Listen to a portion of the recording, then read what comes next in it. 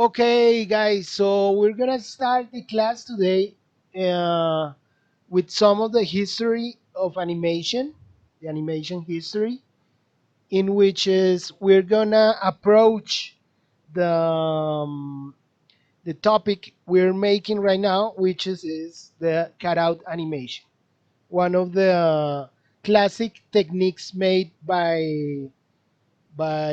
humans, right? One of the first techniques.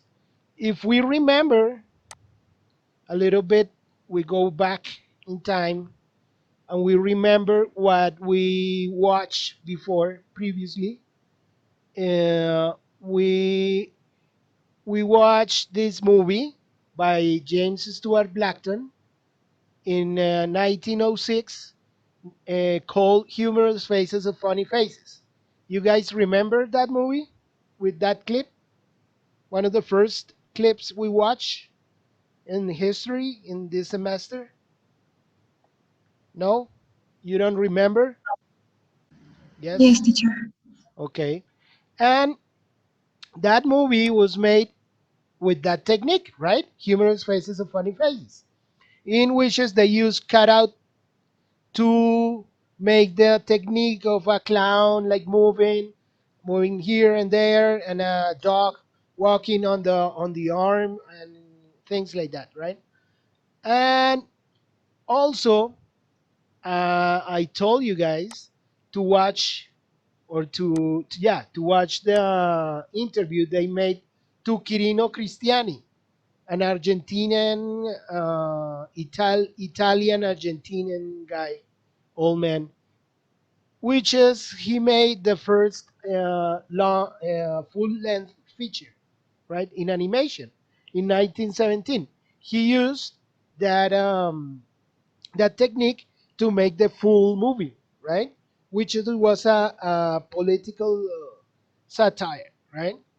And by doing that, he's the first, the El Apostol is the first movie made, the full length movie made in the history of animation in the world, right?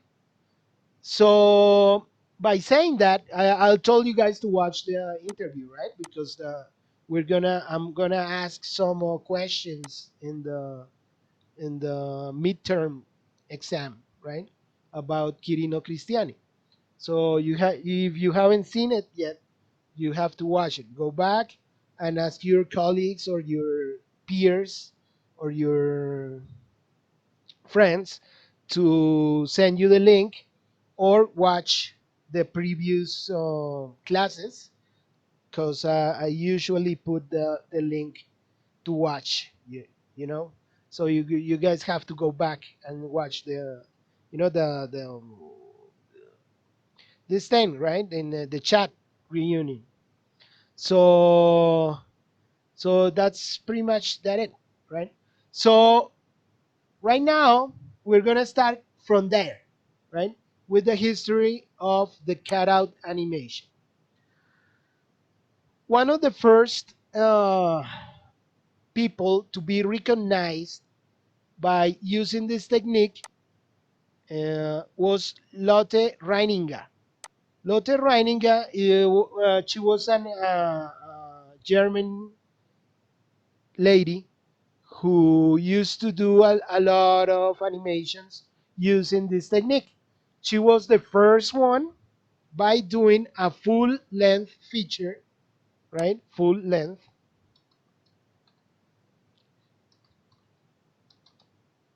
uh,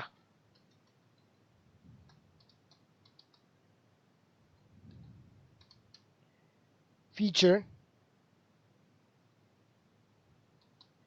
feature in color. Is not is not Disney, right? She was the first one by doing a full length feature in color, but actually wasn't in color by the means. It was there like a light flowing on the background and putting the color on the movie, right? But the puppets used in this technique was in black, right? So Lotte Reininger, which is I also told you as a homework to watch a movie called Las Aventuras del Príncipe Ahmed, or uh, Prince Ahmed Adventures, 1926, or in German, I don't know what it in German is, right? The name, but uh, you have to watch it because we have some questions about this movie in the midterm exam, right? In the third cut exam. Lotte Reininger. So we're gonna watch a little clip of one of the movies by Lotte Reininger, which is she used to do some. She actually she made features or shorts for kids, right? It was all the stories that in Europe they had, so she collect them and made like some shorts for kids. Uh, but Quirino Cristiani, it was more for adults, right? And James Stewart Blackton too was for adults and kids too maybe, but mostly for adults. Lotte Reininger, her target was kids, so she used to do like those movies, those little clips for kids. We're gonna watch one of the clips made by Lotte Reininger. Is in black and white. Let me see. Oh no, I'm sorry. We're gonna watch because you can actually check them in YouTube. She has a lot of all the clips in YouTube, so you can like a little research, make a little research, and find out some of the movies she made. Papageno is pretty good. Most of them are like musicals, right? But she has some of the movies right there. Jack and the Beanstalk is pretty cool too.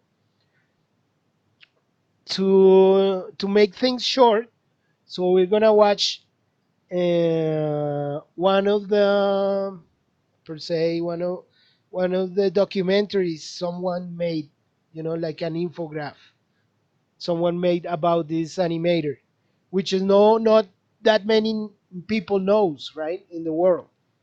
So we're gonna watch that.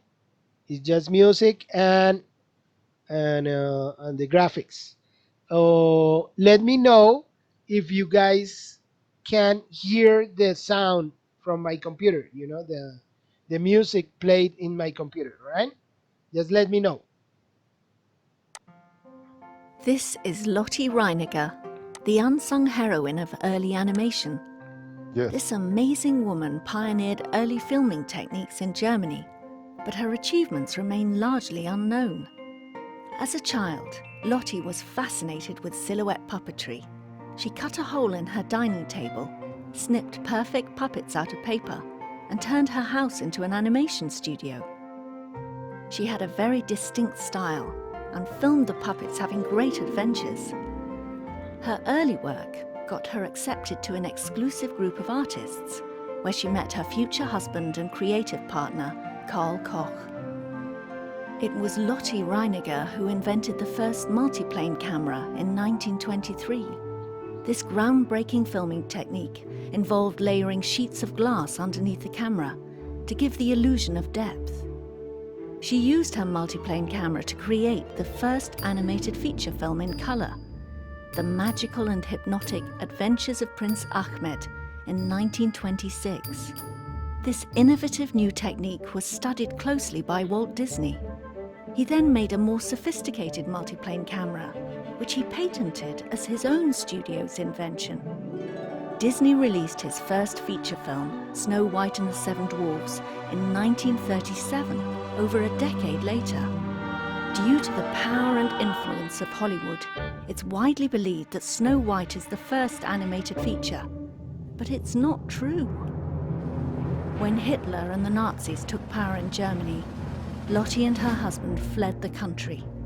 They continued to make films with anti-fascist undertones, dotting between different countries until their visas ran out. When they were forced to return to Germany, she had to make films for the Nazis to survive. Eventually, when the war was finally over, Lottie settled in London. She loved animating fairy tales for children, like this brilliant adaptation of Thumbelina. She spent the rest of her life making over 40 beautiful animated films. When Lottie Reiniger died in 1981, her genius was still little known. Overshadowed by the fame that Disney enjoyed, it seemed her achievements had been written out of history. But if you look carefully, many secret homages to her work can be found in modern films by people who know the truth.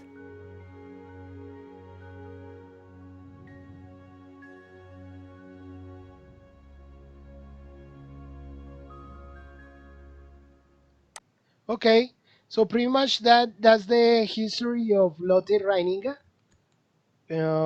She made 40. That's what they said. 40 films in animation. Some of them are pretty good, so I'll advise you to research, make a little research in YouTube. We can watch a bunch of them. One of the one of the classics by Lotte Reininger is Papageno, which is they pursue in this next documentary made informing about her life and how she made the animations. You can watch it on YouTube. I'm gonna take the link and paste it on the chat reunion so you can watch it, right? And check it out. I'm gonna ask some questions about this documentary. It lasts like 16 minutes, so we're not gonna watch it the whole thing, but you have to watch it the whole thing, right? As a homework. We're gonna watch just a little part, and you just continue watching the whole thing. Okay. So that's Lotte Now I am Reininger. to tell you about what I shall have to do to make a silhouette film. First of all, select an idea which I like to do very much, for the work takes a very long time. Let us make Papageno.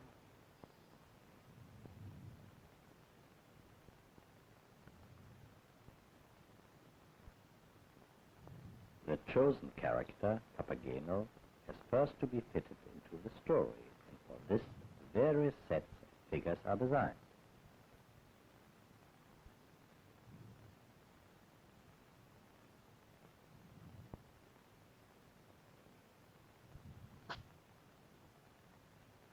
These eventually complete the final storyboard, the blueprint for the film, showing the different sequences which will later be further broken down into the particular movements of the figures.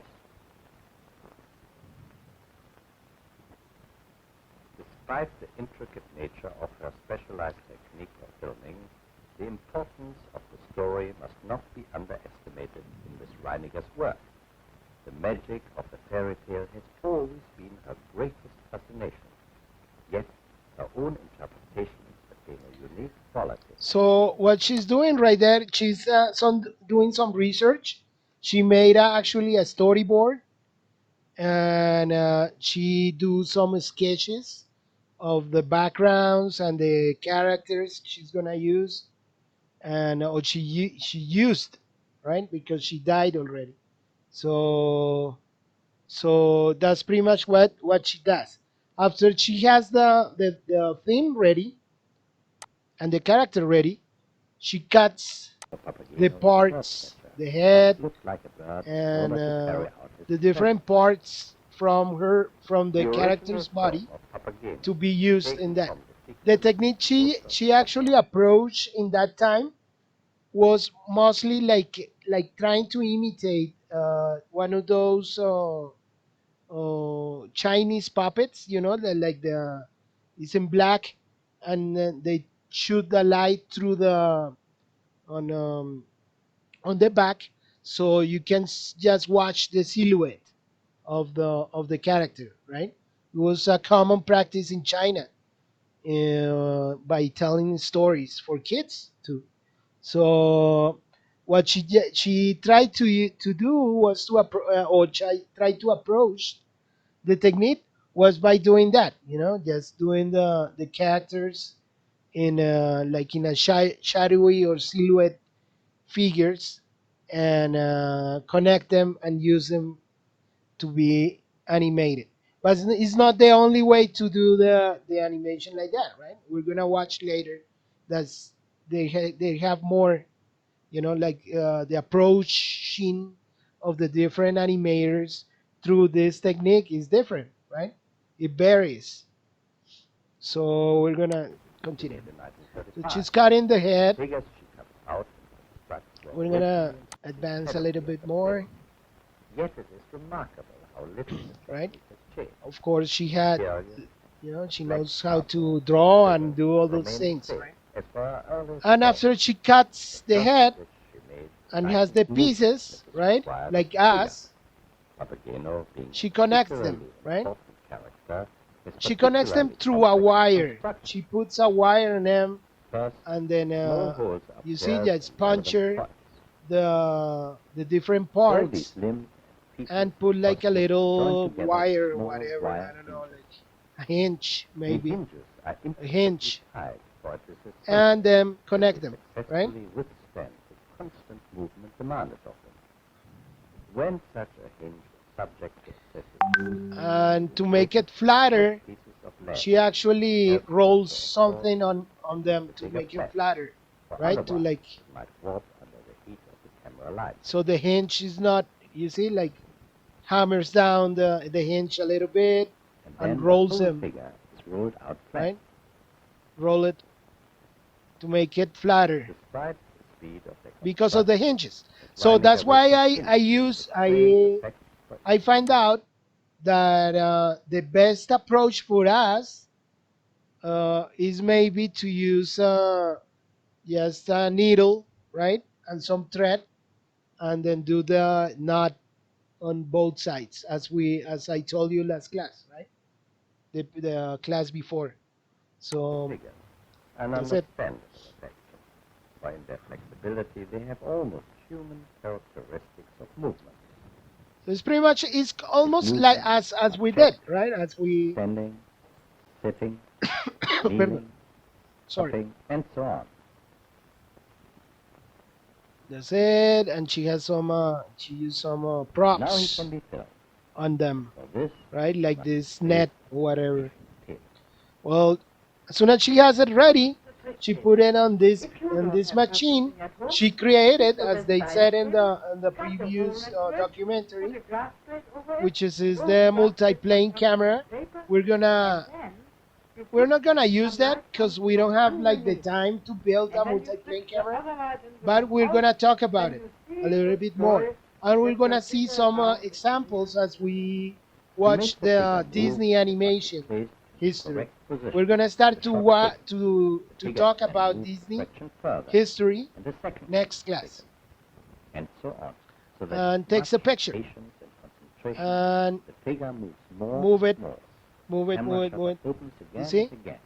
she The final actually what result she will be does. the I want figure you moving to watch this carefully, because what she does is she touches the puppet to hold it in place and moves just the limb that she's gonna move to approach or to have the the advantage on the puppet, and move it as as or whatever she wants, right? So as just holding them, in the torso, maybe that's the best idea, torso or the hip, right? Just holding those places. Still, you can move, the limbs, whatever, the arms or the legs easily, right? And hold it in place, so it doesn't move like from back and front, back front, back front, right? That's what she's doing right there. across and Great. moving just the limb. There you go. You want to see a little bit what the result is? Just a walk. Okay, and that's it. There is, of course, a great deal more than this. For example, among the specialized techniques which may have to be employed So I want you during the to operation of just tunnels, that's what moving this part feet, was or the it is part I first wanted to show necessary to you, mark but I want position. you to watch the full documentary. It's really short. It's 16 minutes, 17 minutes almost. So it's really short. It's The next really step is interesting. to turn its head, take a Maybe picture, with some and then headphones on gradually your the limbs turned ears one by one and pictures taken. and just We stop can now in and proceed maybe to proceed listen in the opposite direction. what the narrator is saying right there is a little bit better than just me showing this. So that's it. Okay. So that's pretty much about Lotte Reininger. Watch those clips. This one. Watch Papageno. That's a pretty good example. Papageno. It's pretty cool. There you go. It's 10 minutes. Made in Germany. It's just a musical, of course. Alt und jung im ganzen Land Right? weiß mit dem Locken umzugehen. There you go. And also another one is Jack and the Beanstalk, which is one of the last, like more uh, when she knew how to use this technique just by just by doing it. Like she made a bunch of movies before doing Jack and the Beanstalk, which is pretty cool too. So you should watch it too. I haven't. Jack and the Beanstalk. Oh, no, no.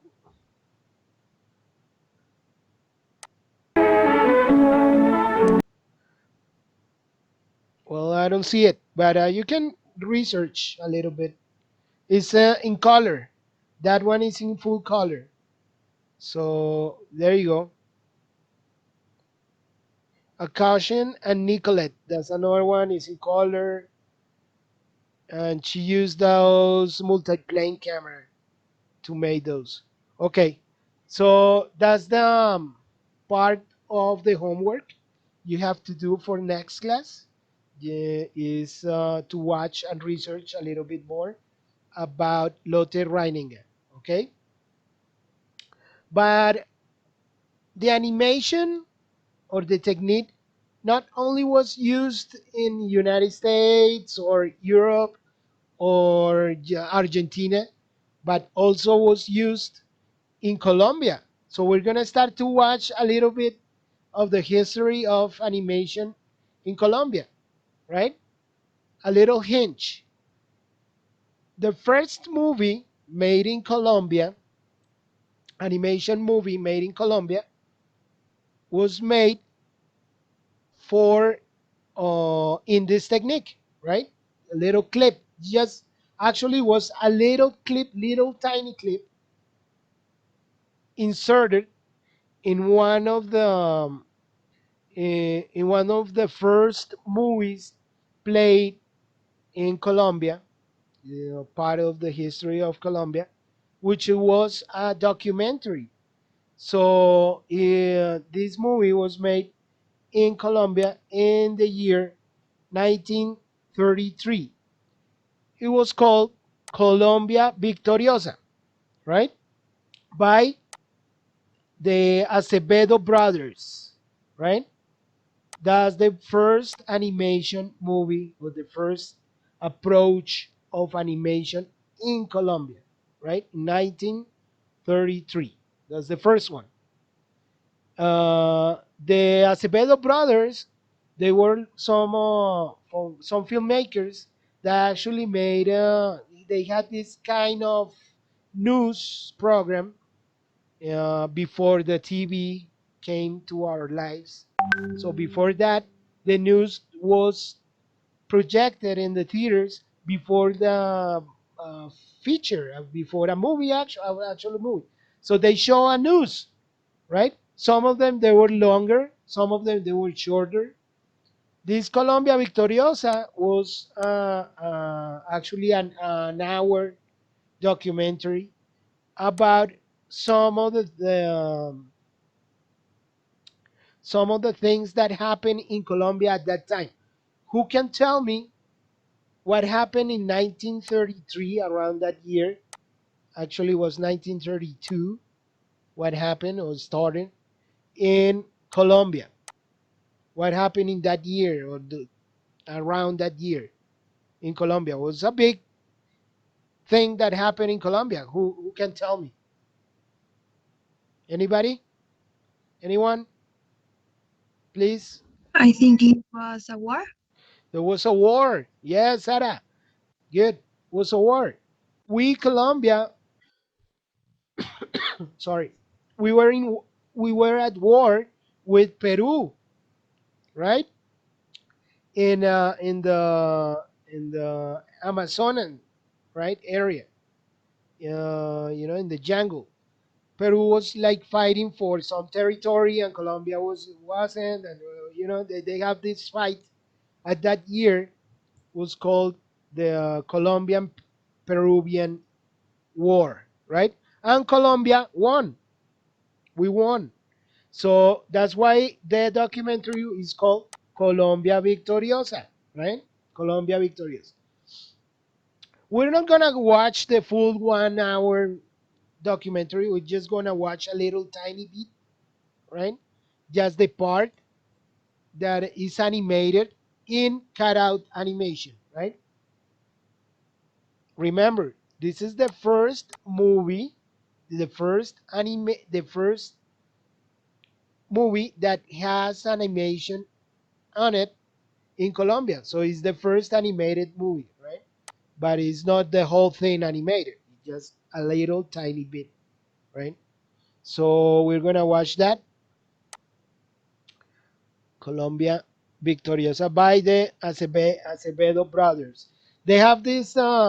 They actually they was one of the first ones of doing filmmaking in Colombia, right?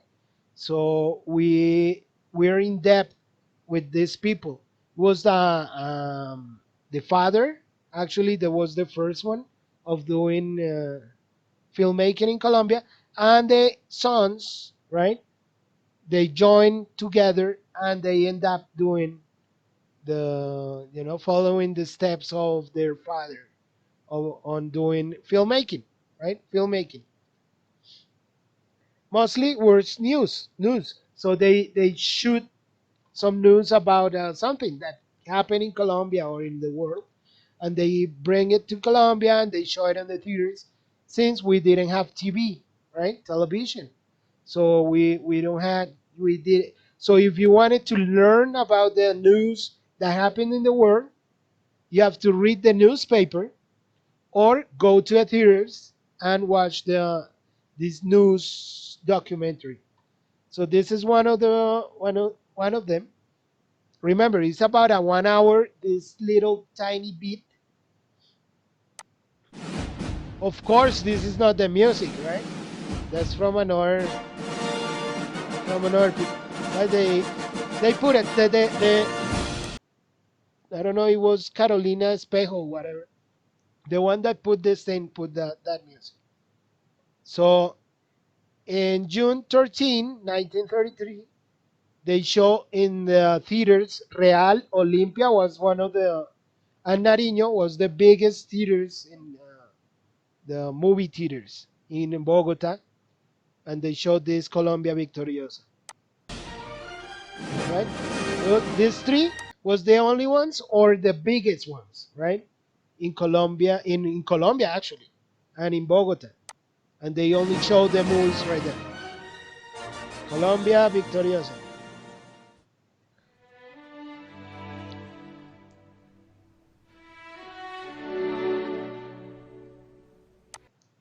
See the brothers Gonzalo Acevedo and Alvaro Acevedo. It's 60 minutes. You see, 1 hour. So it's pretty much that,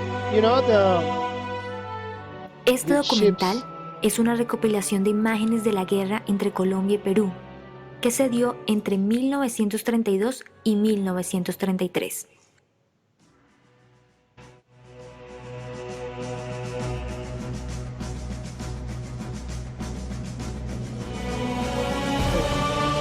It's coming up. There you go. So this pretty much that it. The animation, not the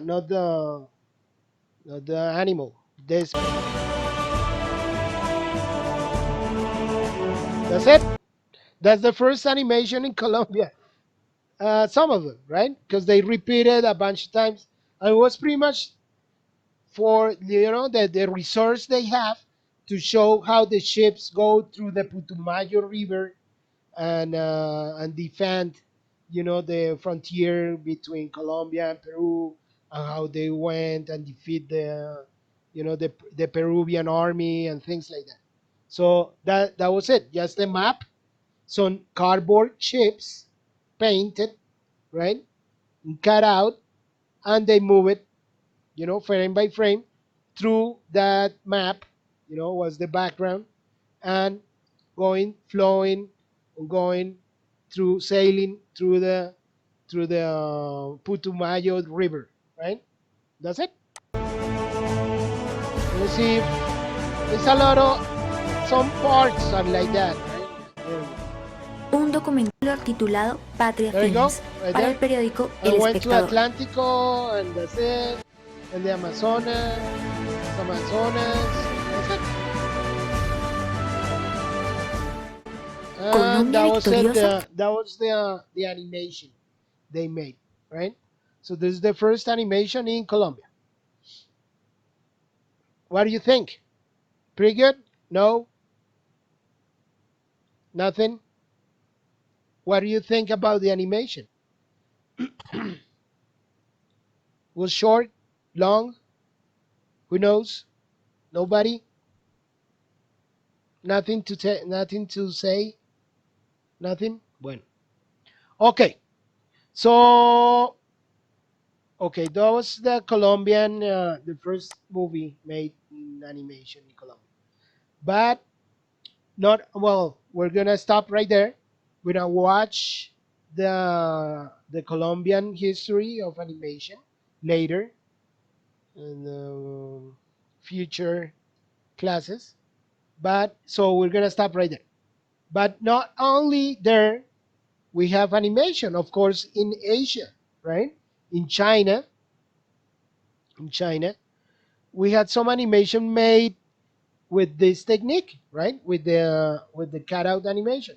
In 1958, in China, Wan Gushan was the animator, made an animation, a bunch of animations with this technique, but one of the most common or most known in the history is called Subaye. Subaye, it's watermelon, right? I put it in Spanish for you, but it's Subaye, it's watermelon. I don't know in Chinese, or I don't know how do you spell, or what's the name in Chinese, but it's pretty much that's it. So Subaye, it's watermelon. We're gonna watch a little bit of Subaye, it's watermelon, because it lasts 20 minutes, right?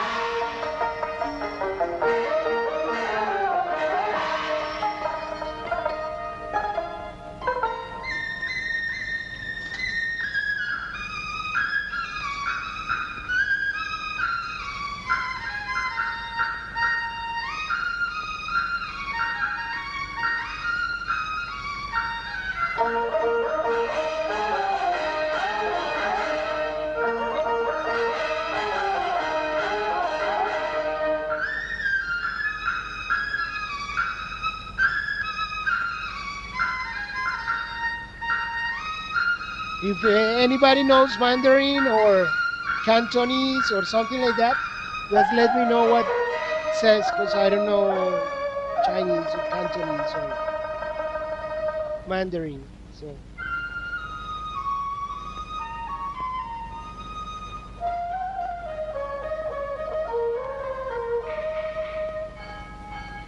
唐三藏、孙悟空、猪八戒和沙僧，师徒4人到西天取经。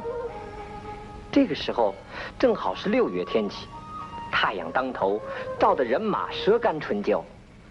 过了中午时分尚未吃饭，真是又饥又饿。哎，前面有座小庙，巴不得立刻就进了庙门。师傅，师傅，喝上一桶凉水，吃上几个馒头。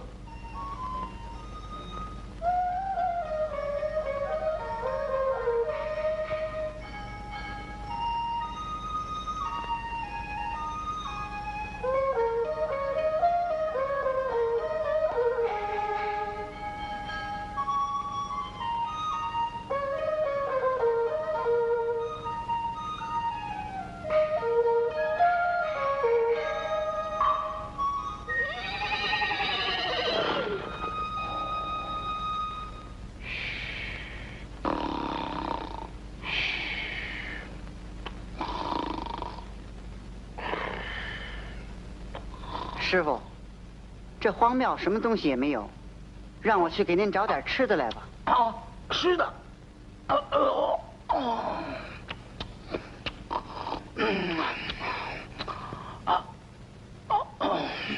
师傅，我也去吧。早去早回。哦，是。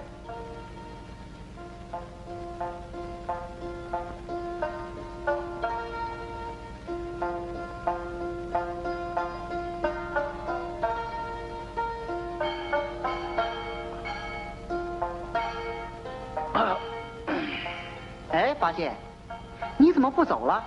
快走啊！你走啊！哎，猴哥，叔叔，哎，疼啊！我走，我走，我走。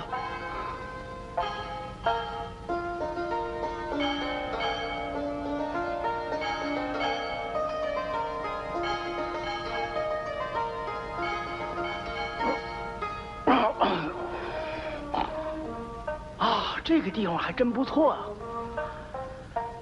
啊，在这儿歇一会儿，再走吧。okay, so as you can see, um, everybody tries to approach the animation with the things that they know or the culture that they have around, of course. So in Chinese, of course, they're using characters that are common for their culture, right? For their beliefs. So they believe in this monkey that is kind of human. I don't know that much of Chinese beliefs, but I know that they have some monkey king god or something like that, and some pigs and things like that. So that's why the Chinese calendar has animals and things like that. So this is one of the first animation made in this technique, right? One of the most important in China, made for a studio already set for animation, and that's it, using the technique, the cutout technique. I don't know. Frank Welker as the horse. I don't know. Okay. That's a good idea, Julian. But no, in the commentaries, maybe Sun Wukong, who knows what's that? Dumbo reference. All right. The technique start to be used, you know, in more than just films for kids or for news on things like that, but also for entertainment, and also was used for the entertainment that came before after this, which is the television, right? So as soon as the television started to in our houses or in the world, right, the technique and the animation started to be present in the television. One of them, one of the examples is Terry Gilliam. Terry Gilliam, Terry Gilliam is a filmmaker. Is a filmmaker that used to do animations for this program called Monty Python Flying Circus. Python Flying Circus was a TV program with some satire and comedy, in which is was for adults, right? Because it was really kind of like heavy, the topics that they had, and it was kind of absurd. So it wasn't really for kids; it was for adults, and make fun of situations that that happen in real life, right? Monty Python Flying Circus was kind of like sketches, something like they used to do or they do right now in the United States. And this program is called Saturday Night Live, right? Kind of like that. Some sketches, shorts with funny things happening, and in between those shorts or the sketches, they put some animations, right? As like an intermediate, right? In between those two, right? What we call in Spanish the cortinilla, right? Like a little change of topics.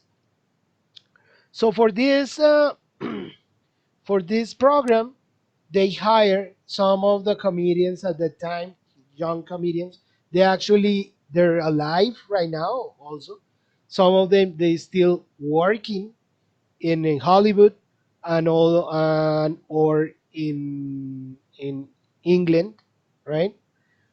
Doing comedy, but they apart. So they make this collective group of comedians doing this show, and they hired this guy, this kid, this young kid from United States.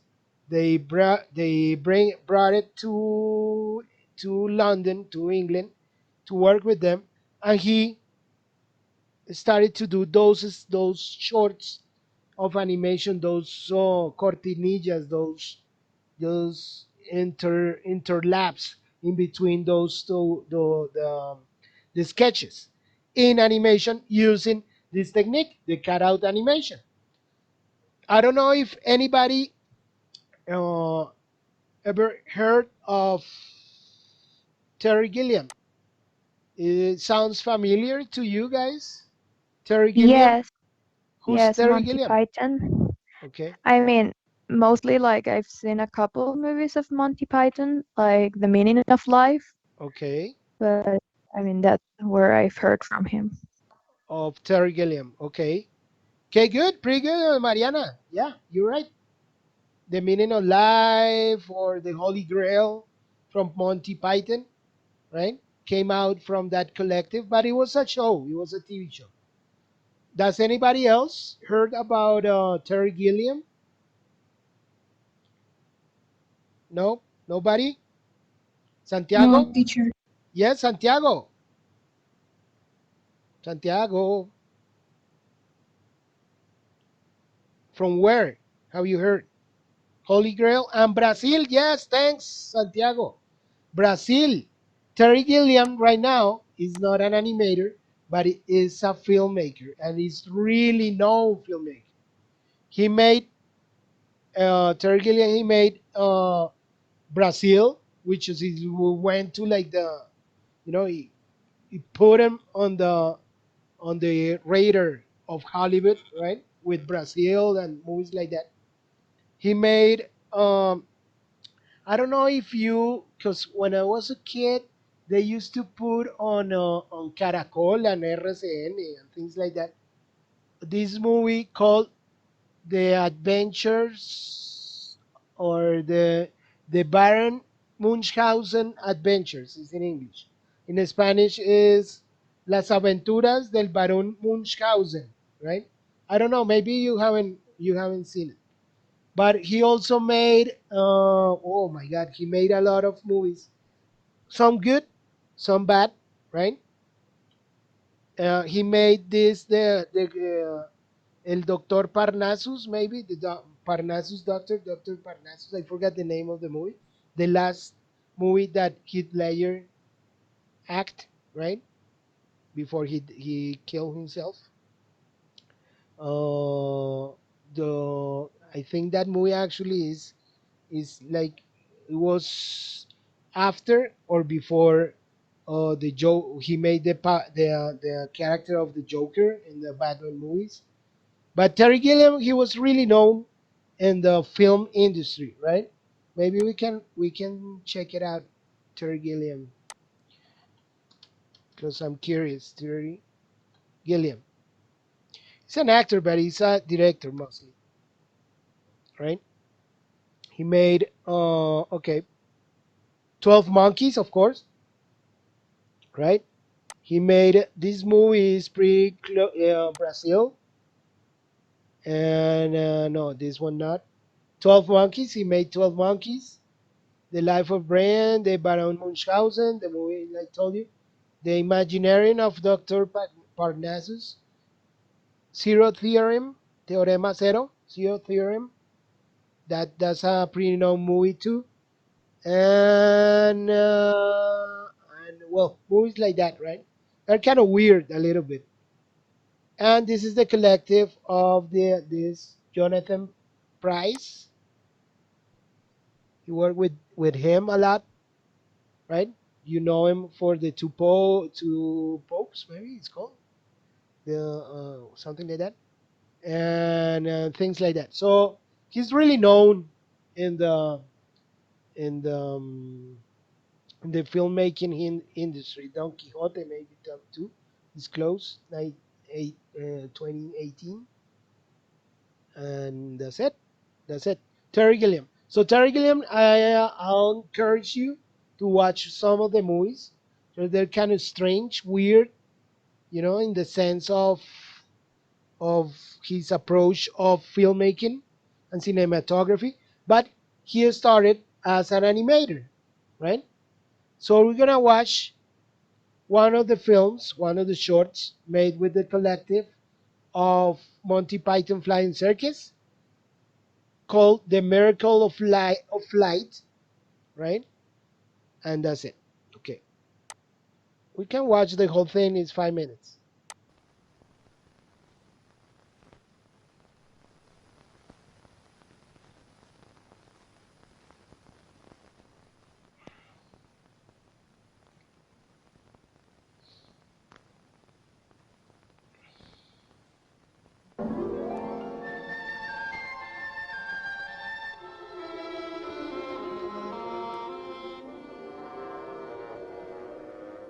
Ever since man first observed the smooth, graceful soaring of a Boeing 707, he has had an unquenchable desire to fly.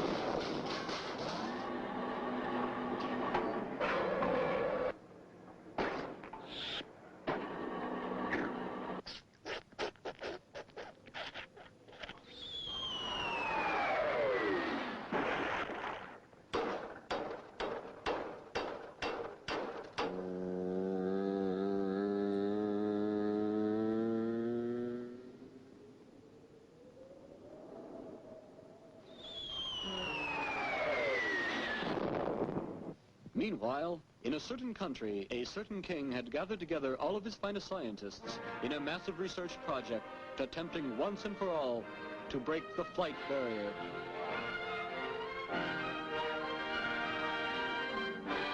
Gentlemen, today is an historic occasion. With the vast amount of knowledge and experience at your command, I am confident we will achieve success. Dr. Thingies, fly!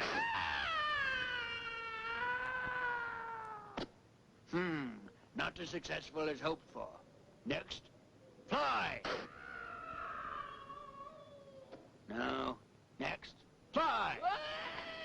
Fly! Fly! Fly!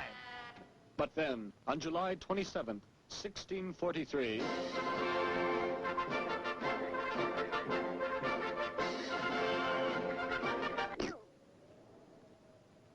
No, that's still not right. Next.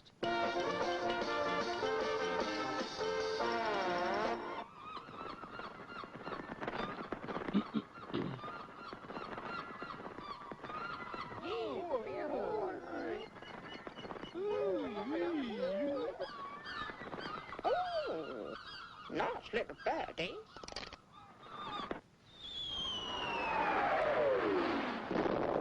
Suddenly, 300 years later, in this tiny, seemingly insignificant shop somewhere in Krakatoa, east of Miami... Incredible! Fantastic! Come quick, Madge! Look at this! What is it, dear? It's incredible! I've just invented the airline ticket! With this amazing breakthrough, everything else soon fell into place. I've just discovered in-flight movies. I've just invented the air sickness bag. I've just invented stewardesses. I've just discovered the please fasten your safety belt sign. And I've just invented the air terminal.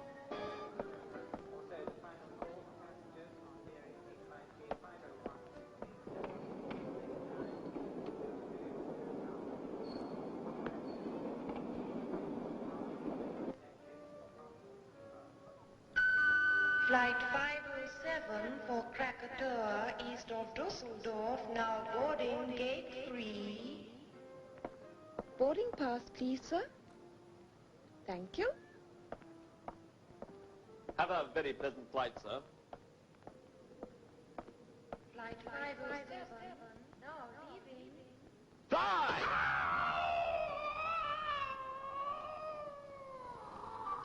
No, still not got it.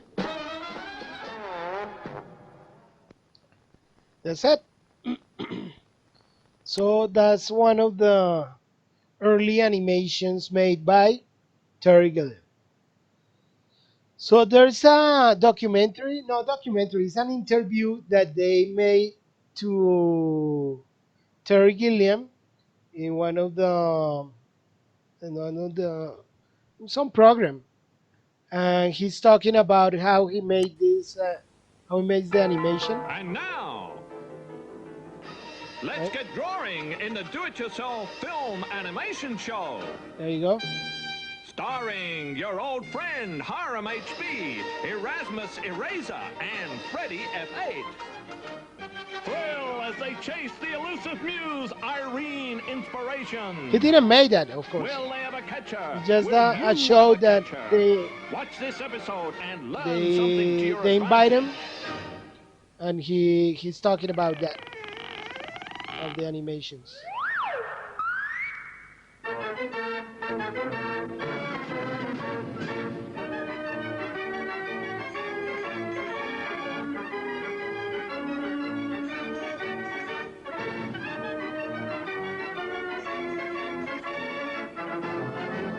All time, Terry Python Gilliam. Terry, what advice do you have for people out there who want to make film animations? Well, Bob, don't. Keep well away from it. It's dangerous, nasty stuff. Could be catching and most certainly can leave some very nasty scars, especially on those kneecaps of yours. Seriously, though.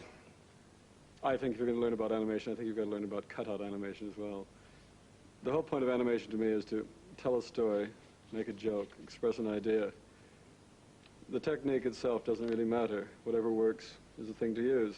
That's why I use CutOut. It's the quickest and easiest form of animation that I know. Tell me, Terry. There you go. So Where do you get your he's talking about how he makes the animations. Amazing. It's tremendous. You can put a cartoon body on it. How he used them. These are He amazingly used funny people cutouts there. from a magazine. He cuts the This real one is from a pictures Sunday and supplement. It's the transform it ladies. into Duke puppets, of Wellington fits on very right? nicely and works. Into puppets and things like Backgrounds, that, right? the tail of it. So that's another approach. Right? That's another clip he made. So anyway, You want to cheat as much as possible. If people can be avoided walking it's pretty in much on legs, what do the so. Lotte This Reining pan's guy on wheels. used to It's a do, lot simpler than movement. but You he's merely not roll that and using move him in. Saves a lot the of time.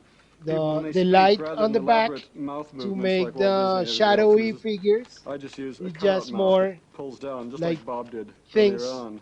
as we're doing It's messy, but it works. today. The problem when Right? you're doing cutouts is to... So, the second part of the homework is to watch this this interview they made. Right? Also, it's like 15 minutes, so we're not gonna watch the whole thing. All right.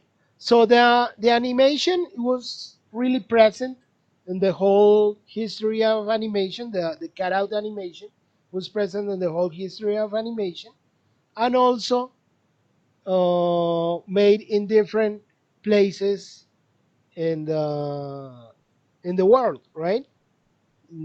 As we see in South America, in Colombia, in Argentina, in North America, in England, Germany, right? And even in France, which is in France, they actually they love the animation, but they use more the technique of stop motion animation or hand drawing animation, which is the technique we're gonna do next class. All right. So later in this class, I'll tell you what the tools we're gonna use for that animation. All right. But for now, so in France, they also have some animator that discovered the technique and use it a lot. He made a full length. It's called the name of the animator is called René Leloux in France, in his animation in 1973 called I don't know in French. But let me see French. What the name is in French, but in Spanish is Planeta Salvaje, so it's like Savage Planet, right? We're gonna watch the trailer, just the trailer, because it's a full length feature. It's a long movie, so we're gonna watch that trailer. Maybe you can check it because I think they have it here in YouTube, the full movie, right? It's a cult movie. You see, Planeta Salvaje. It's pretty interesting. The for those that actually love, like this kind of movies, which is they encounter the how people is and how existentialism, right? So existentialism.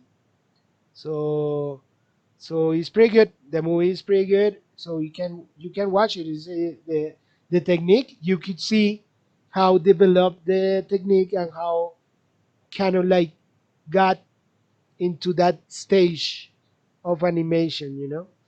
Fantastic Planet. Sorry, Fantastic Planet in English. No, Savage. Salvaje. I don't know. It's just Salvaje. We're gonna watch just the trailer. El planeta salvaje es una imaginativa muestra de ciencia ficción en dibujos animados, única en su género. Fue estrenada en el Festival de Cannes de 1973, donde ganó un premio especial. René Laloux la dirigió y Roland Topor se encargó de los artes gráficos. Ambos coescribieron el libreto basado en una novela de Stefan Bull.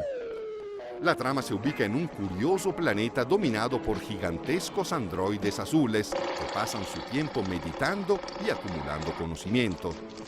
Sus mascotas favoritas son los OMS, seres humanoides que viven esclavizados. Un joven OM se escapa y organiza una rebelión.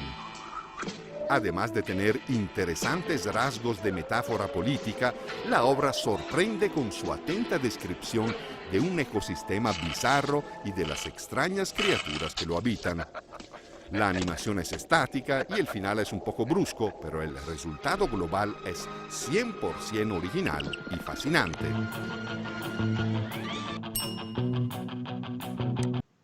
So the technique in this movie actually, uh, what they did was they cut out, but they painted or they draw it, the cutout as we did, right?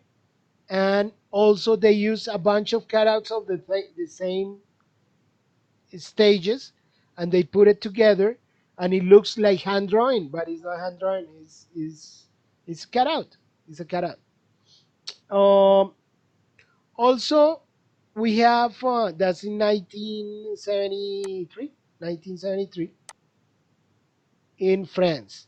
Now going further, uh, Yuri Nordstein in Russia, he made a bunch of like Lotte Reininger. He made a bunch of shorts using this technique and also hand drawing. He did a lot of hand drawing and different techniques, telling stories of their folk stories, right? Remember that in Russia they have a lot of folk stories, right? A lot of beliefs of Nordic, stories and in which is they adapted in some other countries, but actually originated in Russia. So they have a lot of stories, a lot of things or tales that that they have to they could use in their different um, filmmaking, right? So Yuri Norstein is one of the fathers of animation in Russia, one of the pioneers of animation in Russia. In 1973, one of the most known movies he made is called The Fox and the Hare. In Spanish is el zorro y la liebre, right? So The Fox and the Hare. We're gonna watch a little bit of The Fox and the Hare. All right, it's 12 minutes. You can watch it if you want. It's also interesting, right? All these movies that we don't watch the full thing, I'll encourage you to watch it.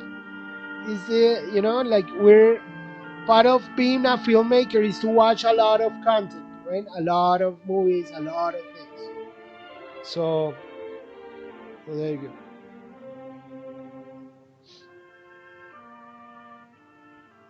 Жили-были лиса и заяц. У лисы была избушка ледяная, Oh, а у зайца sorry. глубинная.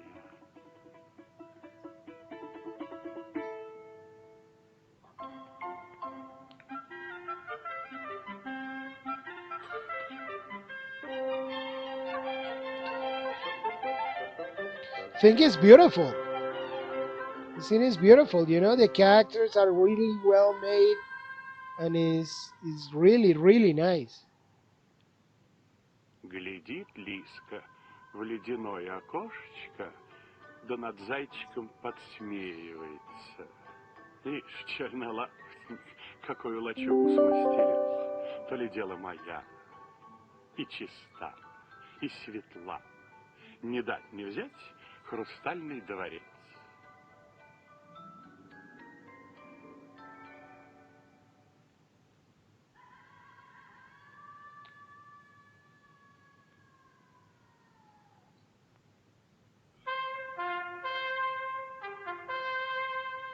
Пришла весна, Лискин дворец растаял. И надумала она занять Зайкину избу.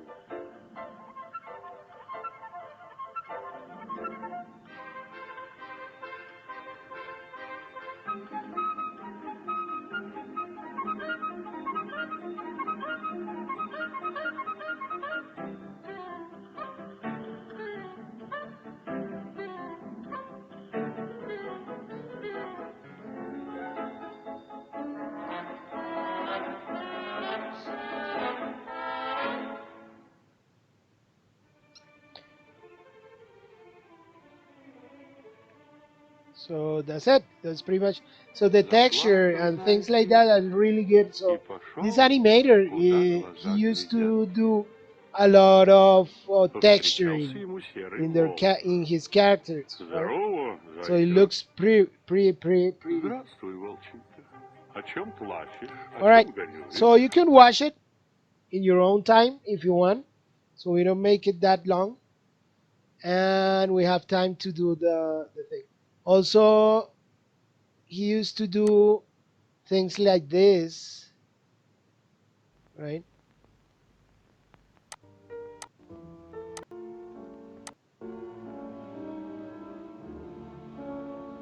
Cutouts. But that's stop motion, so that's another thing. So he went through different techniques: hand drawing and stop motion and cutout. Uh, Not only there, but in other countries in Europe, they did use the they did use the this technique for the different animations they wanted to do, right?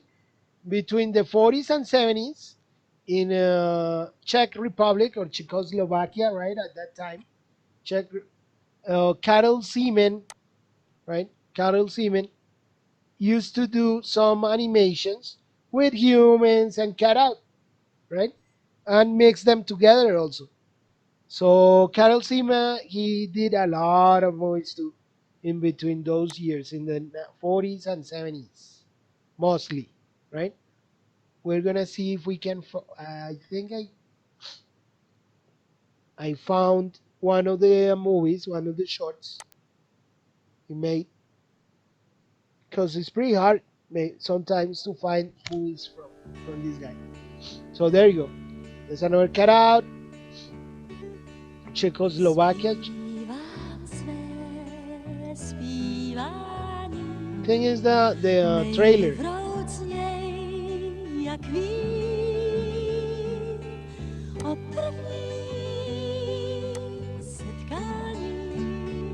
Really nice, really well done.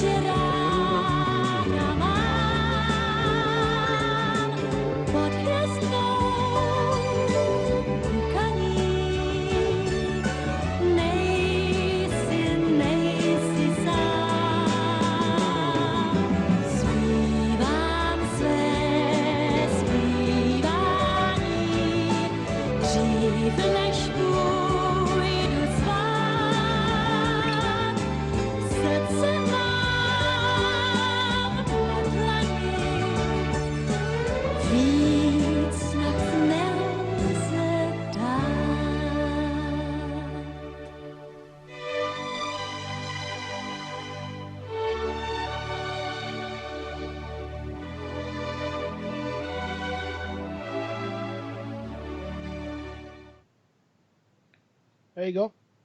So that's the tale of John and Mary, right? I don't know if you can find it, but I don't know. Okay, you can check some of the Seaman, the Carol Seaman movies, right? Um, and check those clips. Also, in United States, they try to approach the technique with different things, right? John Corti. John Corti is one of the animators that actually got financed by George Lucas to make this movie. It's called Twice Upon a Time. John Corti in USA. Twice Upon a Time was financed by George Lucas to do this movie. He made it not with cutouts with paper, but he made it like the same with these plastics that he actually bought. He had a lot of money to do that because of George Lucas money, right? In part of it, I guess. And he did these cutouts, but in plastic, in like cells of plastic, and he made the movie. I don't know. It was like a success this movie at that time, but it wasn't that much. But it's not that bad. The movie is not that bad. It's just it's kind of weird, right? To watch this movie sometimes. But we're gonna see if we can find the trailer, maybe Once Upon a Time trailer. Okay, Twice Upon a Time it's called. There you go. George Cordy Films and Lucas Films. Once upon a time, there were heroes. Some heroes, huh? And villains. But they look like paper, And damsels in but they're distress. kind of like cells. And all-purpose animals. Nightmare bombs. Anyway, here is the clock. Cosmic clocks. Am I moving too fast for you? Foul-mouthed fairies. What did you expect, the Avon lady? Lava-lamp galleries. Stretched cats. Distressing, isn't it? Berserk office supplies. Harry TVs. Rescue Man. He is wearing red trunks and a red cape. Ratatouille. Don't worry, I'll save you. No. You're fired. No, this could only happen twice upon a time. Now, Academy Award winner John Corty and Lucasfilm Limited take you to a place so far out, you'll never, never land. Distressed damsels are my meat and potatoes. I'll help. Damsel in distress, currently on fire. I'll help. Time for more nightmare. My God, it's a nightmare. What's a nightmare? Oh, the shy type. Sleeker, more fuel efficient, sharper, louder, harder, scarier. Nightmares. Don't touch me there. I'm the only one who can touch her there. I even have muscular lips. Get up! Wait, you stupid sex maniac! How can you stop time? Easy. Listen to the simplicity of the perfect plan. Your spirit of adventure is inspiring. Time! Now's the time to strike! Get out of the way, you stupid idiot! All right, I'm wearing rubber underwear. You are not a Jedi yet. It isn't nice to mess with fairy godmothers. The tallest tale you could never possibly imagine is coming at you. Thank you. And it can only happen twice upon a time. Okay. So he had some more money to do that movie, John Cordy, but it wasn't that successful. I guess somewhere I read, maybe I forgot, but I read that part of not being that successful that movie was because they made it for adults because the topics and the subject and the way that the characters talk and the situation that happens in between them is more for adults, right? For young adults maybe, but they try to target it for kids. So when they show it to kids, the kids didn't understand that much, and I guess why it was one of the reasons why the this movie wasn't that successful. All right, but in the United States we have one of the successful animations in our time, actual time, that actually really is successful, which is South Park. So South Park, made by Trey Parker and Matt Stone. The first episode, the trailer, made in 1997 with real cutouts. Right now, they don't do it with cutouts, with the paper. They do it in digital, but they don't do it in paper. The first one was in paper. The first season, I guess, was in paper. And as soon as they got the finance to do it in computer, so they jump into computer, but trying to keep that aesthetic of paper, like. But actually, it's not. It's hard, It's hard to like interpret it and say, oh no, didn't change that much, but it actually changed by that jump from paper to digital, right? So we're gonna watch the little bit of the first episode of South Park. There you go. That's 1997. There you go. Season 1, episode 1. We're gonna watch just these 2 and 3 minutes, right? Okay. And now, if you like South Park, you can see the difference, right? You see that his paper actually, because he's casting shadows and on the background, and the background itself, the mountains are casting shadows in between them, right? These little shadows right here, and the characters too.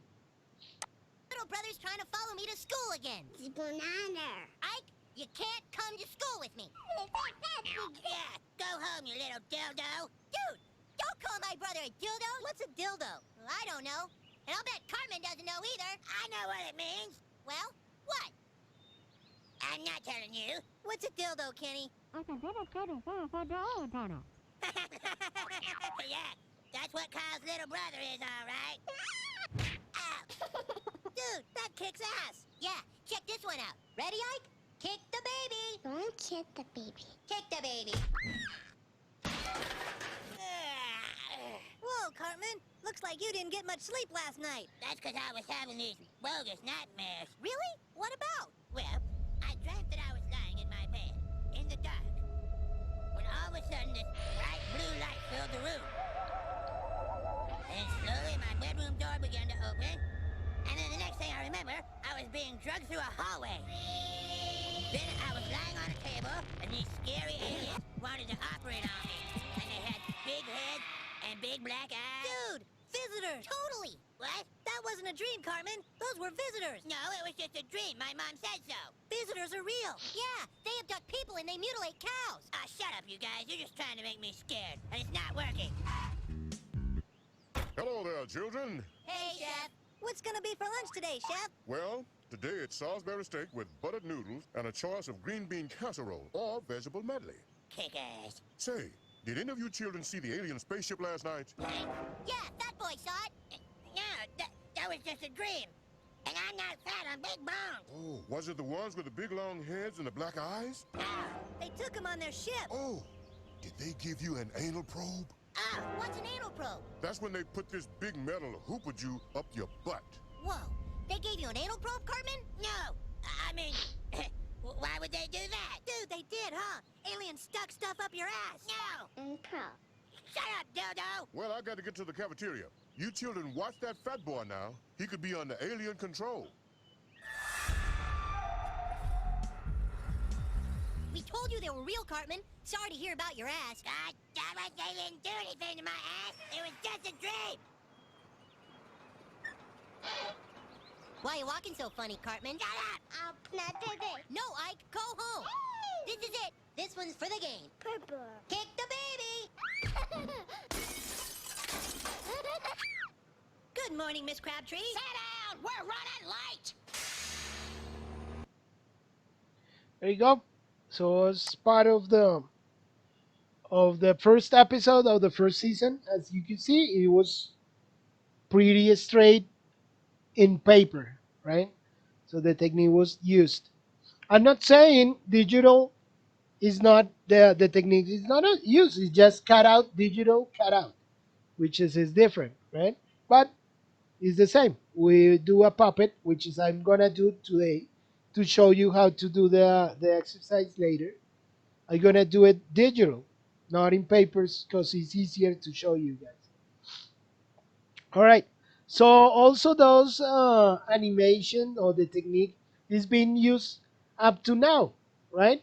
A lot of people is doing and using this animation for different reasons, for video clips, for commercials, for whatever, right? Intros, for things in television, whatever. So the cutout is being used up to now for for because it's one of the techniques mostly used and um, more easy to approach, right? At the beginning of the animation, right? So the last clip is the example of that. This is a official paper, which is I really like this animation because it's a video clip made in cutout in not digital but in paper cutout for this musician Gian Grande, something like that, Massimo Gian Grande, right? And we're gonna watch that. So there you go.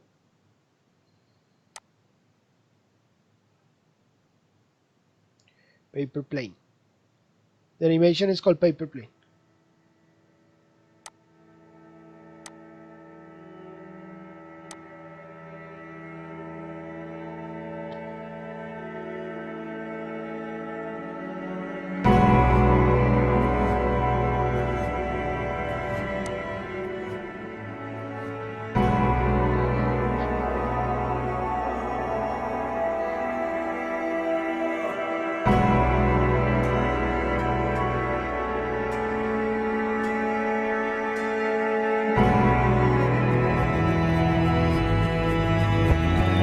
She came down on a paper plane one rainy autumn day.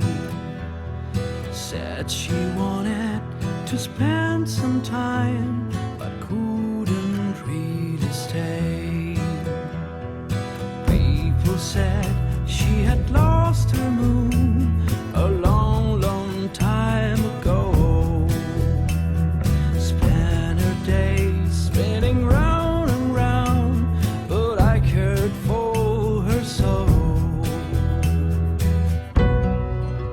Such a long way to comfort you, my dear. And I'm a long way from knowing you, my dear.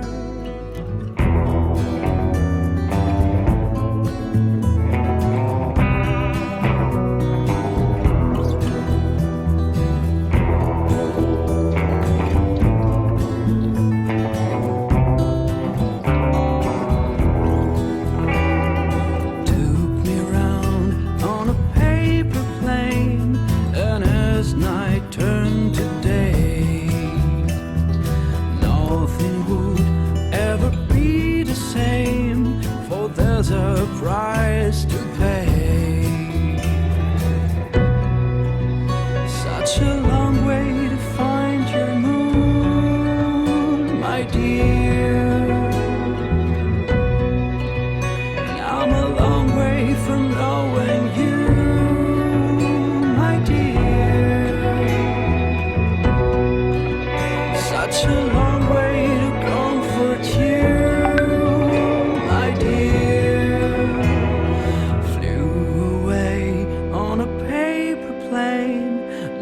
last words, no goodbyes.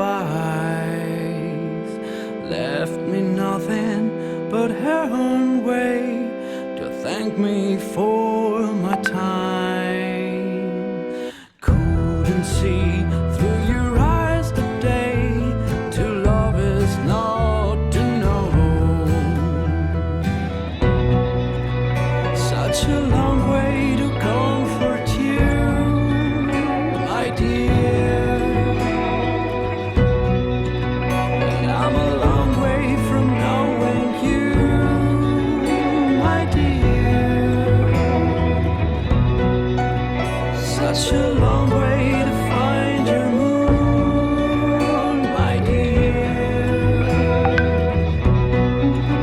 And I'm a long way from knowing you, my dear. Oh, oh, oh, and a long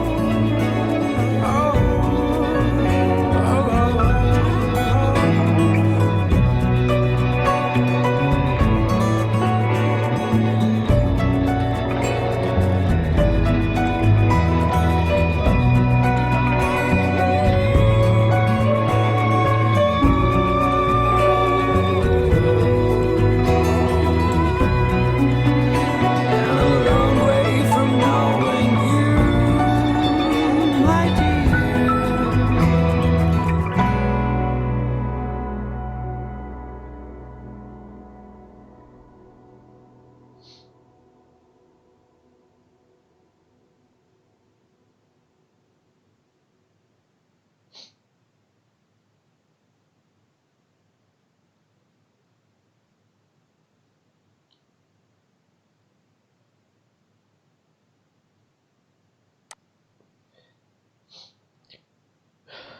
Even if the animation is a little bit older, but we could see, well, 2013, right?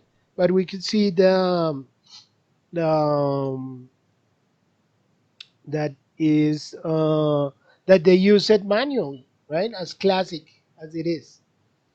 So there you go. So that's pretty much the history of animation in the technique of cutout. We're gonna approach more animations in different techniques and see and watch about the history in different techniques, um, and also the history of Disney animation, because they have on their history some of the important developments in animation, right? That's it. So Julian said was made South Park was made in after. I I'm not sure it was in after. Maybe some of the seasons, because they have a bunch of seasons, and they're still doing right now more. Maybe some of them they made it in After Effects.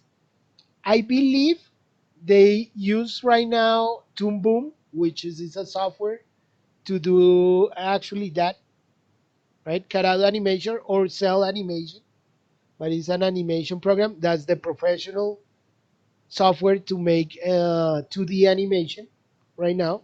That's the standard on the industry. But the first one, I believe, I read that the first season, maybe just the pilot, maybe I'm wrong, but the pilot at least was made in paper, actually paper, right? Paper, cutting the paper. I believe it was the first season was in paper, and the rest are digital.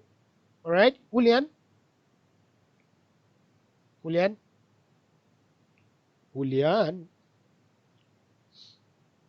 But that's a good a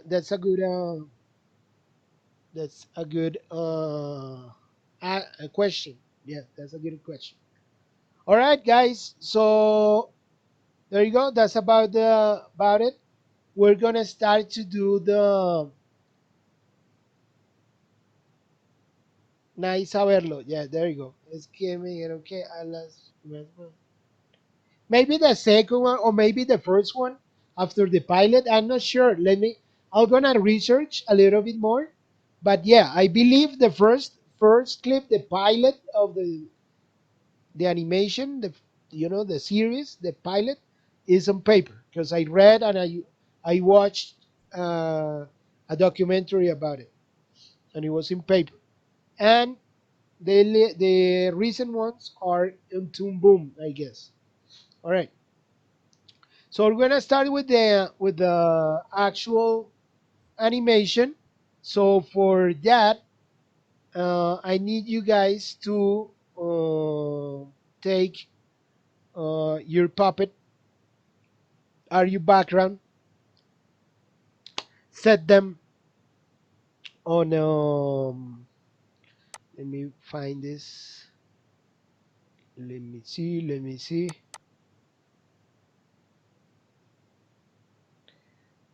Papageno. Find place so you can work, right?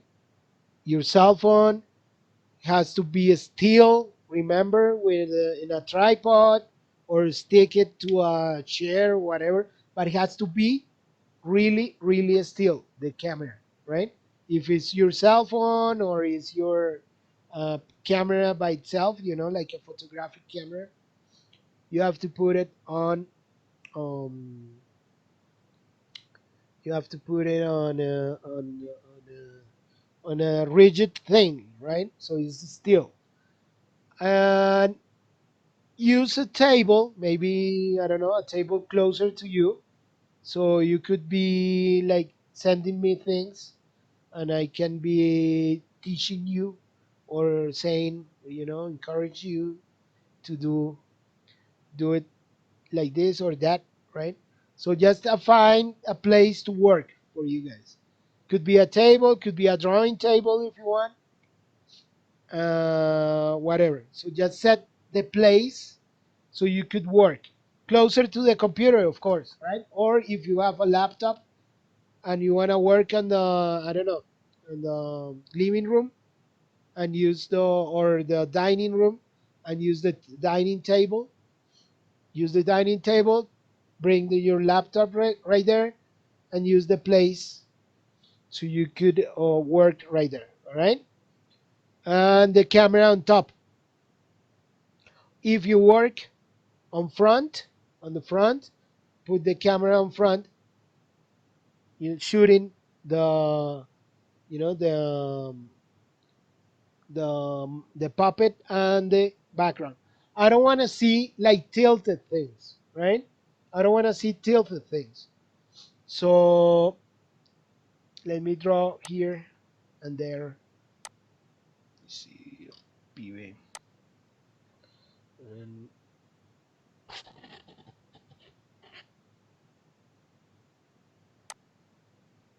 all right. I don't want to see. Let me go closer. Things shooting on kind of like on the like diagonal, right? I don't want to see that. So just set the table. Set the table and the camera on top,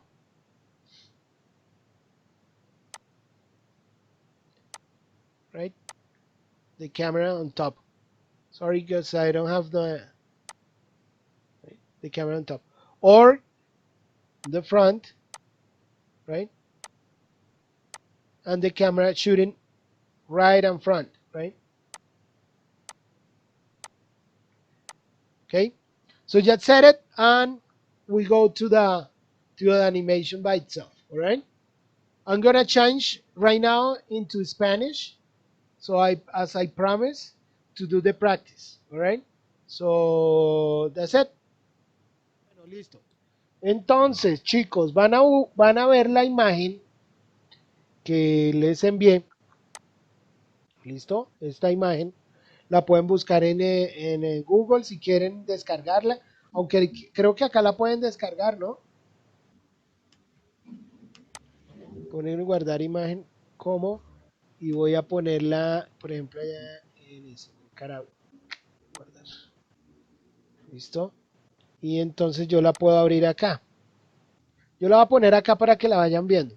Entonces, importar archivo. ¿Listo?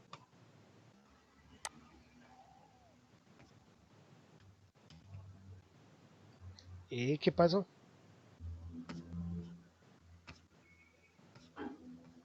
Listo.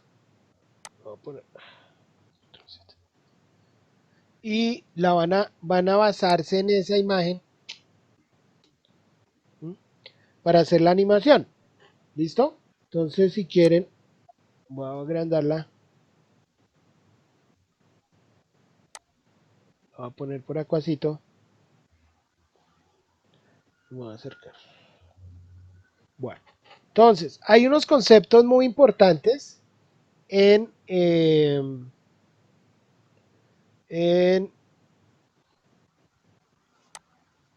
en animación en un ciclo de caminata. Entonces van a hacer un ciclo de caminata. No se va a desplazar el personaje. Sobre el mismo lugar va a caminar como un mimo. ¿Cierto? Ahí va a caminar ahí sobre el mismo espacio. Si quieren y se le miden al cuento, pueden desplazar el fondo si es suficientemente grande. Pueden desplazarlo un poquitico hacia el lado, o sea, como irlo corriendo de a poquitos, poquito a poquito. Pero yo creo que se van a complicar mucho. Entonces, si quieren, no me importa que tal, con tal de que tenga un fondo y que el personaje camine ahí en el mismo espacio. Es decir, el personaje no se va a correr, no va a caminar de un lado a otro. Importante eso. Bueno, ¿de acuerdo, chicos? ¿Sí? ¿No? ¿Tal vez? Listo.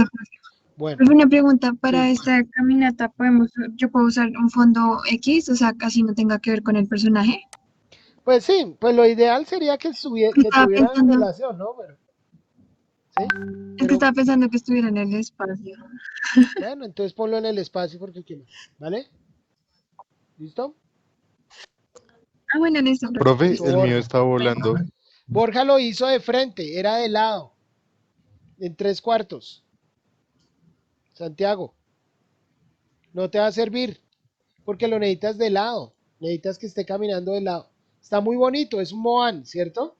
Está muy chévere, me parece genial. Pero no te sirve porque lo vamos a poner a caminar de lado. ¿Vale? Santiago, listo, bueno, arréglalo pues. Muy bien. Señor, cuéntame, qué me decías? Profe, que el mío está volando. O sea, es Iron Man y va volando por el espacio, No, por el tiene que cielo. estar caminando, tiene que estar caminando. Vamos a ponerlo a Changos, caminar. Vamos a ponerlo a está bien. caminar. ¿Listo? Lo Es que ya importa. he hecho el fondo del cielo. Bueno, está No, bien. pues que camine ahí en el cielo porque qué más. ¿Listo? Torso. Entonces, bueno. Si ustedes mueven, voy a mover mi personaje aquí abajito. ¿Listo? Si ustedes mueven y se dan cuenta, entonces el personaje va a estar en una posición. Entonces vamos a mirar qué posiciones y cuáles son las importancias de estas posiciones. De pronto voy a ponerlo acá, que se ve un poco mejor. Y ya. Entonces, ahí pueden ver mi pantalla, ¿cierto, chicos? Sí, Sí, profe. estoy en Canvas, eso, muy bien. Entonces, van a ustedes a tomar 25 fotos. No es tomar la uno, la 4, la 5, no. Es tomar todas, la uno, la 2, la 3, la 4, la 5 y así sucesivamente. Acá, ¿qué imágenes nos está sacando? Él nos está resolviendo la mitad del trabajo. ¿Listo? Estas imágenes que nos está sacando son los keyframes, los keys, ¿se acuerdan? De la animación pose a pose. Nos está mostrando cuáles serían los keys o los principales, los cuadros principales, y nos está mostrando los extremos, o sea, los cuadros que van en la mitad, pero que son también principales. Entonces, ¿cuáles son estos? Por ejemplo, acá me está diciendo que yo tengo una relación de estos principales. Son uno, 2, 3, 4, 5, 6, 8 y 9. ¿Listo? Cuadros keyframes, keys. De esos, pues los keys son, hay dos importantes. uno del que le llaman contacto, ¿m? Y otro que le llaman pass position. ¿Listo? Pass position. En medio de esos dos encontramos el down. Entonces acuérdense de estos nombres porque les va a salir en el parcial. Ojo con eso. ¿Listo? Entonces mire, encontramos el contacto. ¿Cuál es el contacto? Es que me gustaría, chicas, espérenme a ver si encuentro una imagen más grandecita, una más chévere. Aquí, si quieren pueden buscar acá, por ejemplo, Walking Cycle, Richard Williams. Pero se ve bien, profe. ¿Sí se veía bien? Sí, profe. Ay, es que quería buscar una más, una que estuviera más cerca, o sea, que pudiera yo. Bueno, entonces, descarguémosla. Ah, no, ahí está. Perdón. Voy a abrirla más bien. Aquí es que quiero acercarme para que vean en dónde está haciendo contacto porque ese es uno de los errores más comunes. ¿Listo? Uno de los errores más comunes es eso. Este. Bueno, ahora acerquémonos un poquitico. Esa vaina, mire, ahora sí está mejor, ¿cierto? Bueno, entonces, ¿cuáles son los cuadros? ¿Cuáles son los? ¿Sí ven ahí la pantalla? Sí. ¿Sí? El walking cycle. Sí, profe. Esta es una genialidad. Bueno, listo. Entonces, miren qué pasa. Richard Williams nos mostró cuáles eran los keyframes y cuáles eran los extremos, ¿cierto? O los intermedios extremos principales. ¿Listo? Los in-betweens o los intermedios son los que van acá en la mitad. Pin, aquí, aquí. Estos que no están dibujados. Esos ustedes van a tener que pensarlos. No es que los omitan. Tienen que tomar la foto 2 y la foto 3. Y la 5 y la 6 y 8 y la 9 y así sucesivamente. ¿Listo?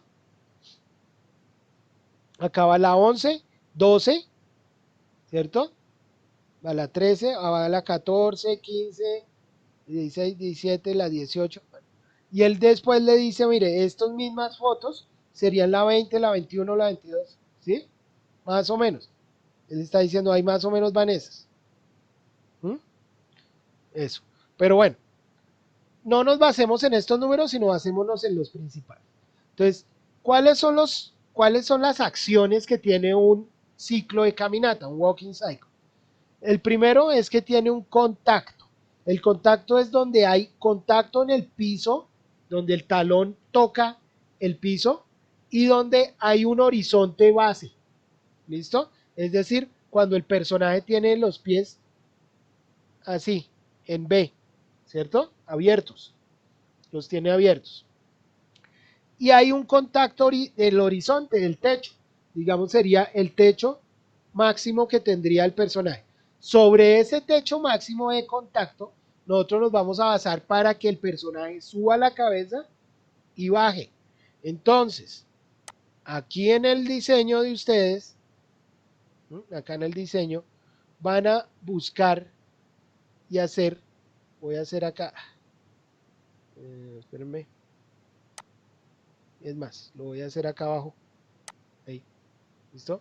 Van a hacer un superior, digamos, un contacto. ¿Listo? Si quieren lo hacen en lapicito o tienen como un marcadorcito o no sé, mucha gente, incluso los animadores profesionales, utilizan un... ay, yo hice una máscara, ¿no? Control Z. Nada seleccionado, nada seleccionado. Por fuera, ¿qué se me hizo? Perdónenme. Ya, listo. Entonces voy a hacer un tope. ¿Listo? Lo voy a poner en rojo para que no se vea. ¿Listo? Entonces van a hacer un tope de la cabeza. ¿Listo? Ahí es donde va a quedar la cabeza y ese va a ser mi tope. ¿Listo? Entonces, todo lo que vaya arriba de ese tope superior. Y acá también un tope en los pies, ¿no?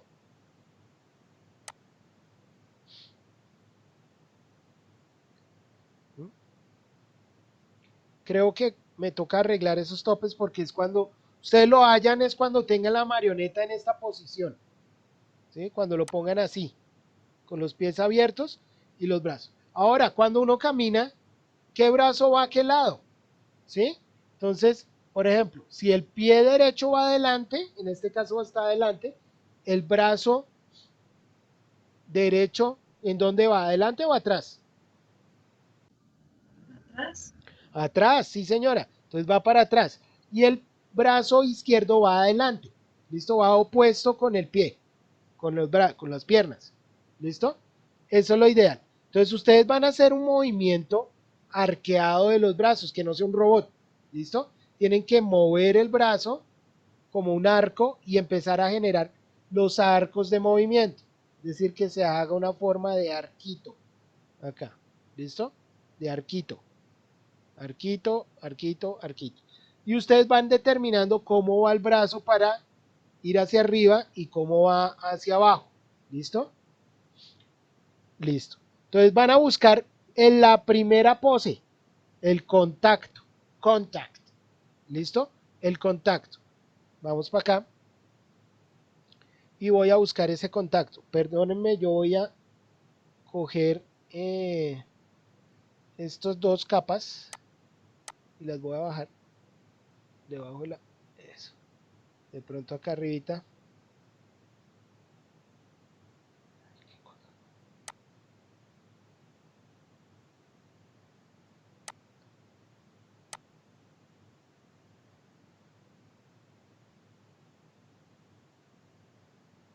Bueno, no la puede correr. Bueno, ahorita la muevo mejor. Listo. Entonces. Ay, qué vaina con esto. Creo que me toca deseleccionar por fuera algo y hacer el otro. Ahora sí, con razón.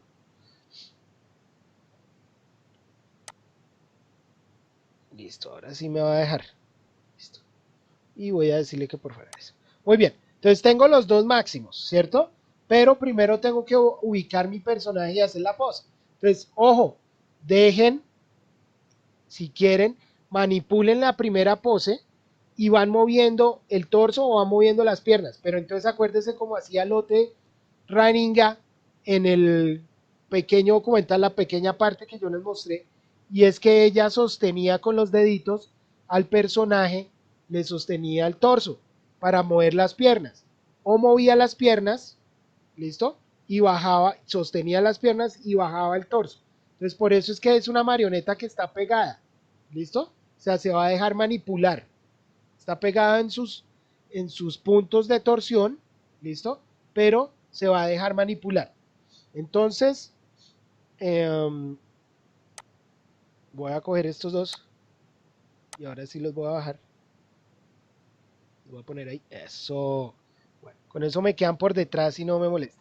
Entonces voy a coger al pibe Valderrama, y le voy a decir que esté en esa posición, ¿no? En esta posición de acá de contacto. Entonces voy a mirar a ver en dónde está en mi caso. Me toca primero, voy a ponerle el pie derecho. Ustedes pueden pensar por el derecho, el izquierdo, si quieren y no, para que no se confundan, hagan las mismas posiciones de acá. O sea, empiecen con el pie derecho. ¿Listo? Entonces voy a decirle pierna, muslo derecho, lo voy a rotar y lo voy a poner. ¿Listo? Ahí. Es estirado. Ahí está. Y la otra, muslo izquierdo, va para atrás y ya. Bueno, entonces, si ustedes se dan cuenta, mi tope ya no es, control Z, mi tope, siempre el torso, si ven, ya no es, ya no está allá, ¿si vieron?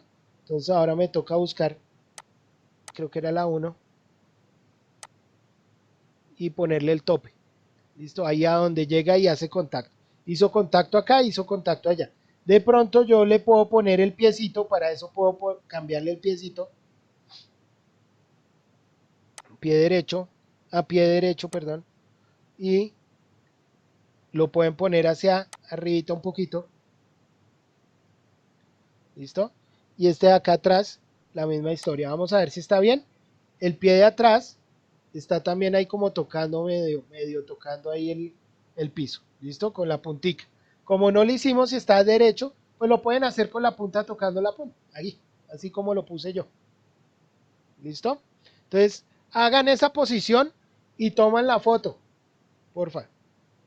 ¿Listo? Este brazo va para atrás. Yo, para darle un poquitico más de look, brazo derecho, lo voy a correr para atrás. Y de pronto el antebrazo lo voy a correr un poquito así. Pues para que sea un poco más lógico, ¿no? Y la manito también un poquito así. No, ahí está bien. ¿Listo? Y el antebrazo, el otro antebrazo, la misma historia, pues para que no quede tan rígido. Entonces el brazo izquierdo lo roto y el antebrazo lo voy a poner así para que tenga un poco más de fluidez. ¿Listo? Entonces pónganla, hagan la posición y le toman foto. Si quieren, toman foto y me la envían para yo ir mirando. Para yo ir mirando.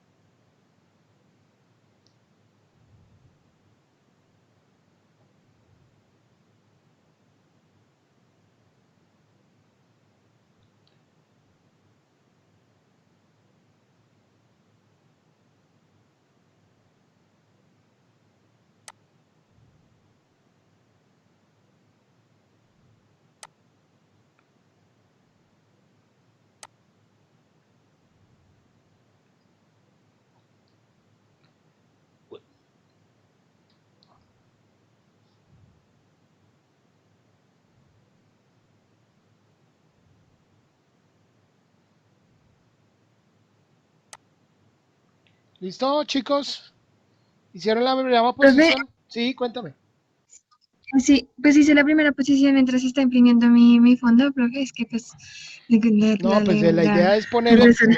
la idea es ponerlo del personaje, la posición encima del fondo, ¿no? Sí, sí, profe, sino que es que se está imprimiendo, sino que es que la compu, eso, el computador para imprimir es un poco lentico Ah, y bueno. no quería prender tanto este tiempo. Pero es que es más para preguntarte si te puedo enviar la foto y ver si queda bien como la pierna que me dijiste Dale, y si no, pues para pasarla adelante. dale. A ver, envíame la ¿Sí? foto. Sí, toma la foto. Dale, profe. Ya te la envío. Bueno,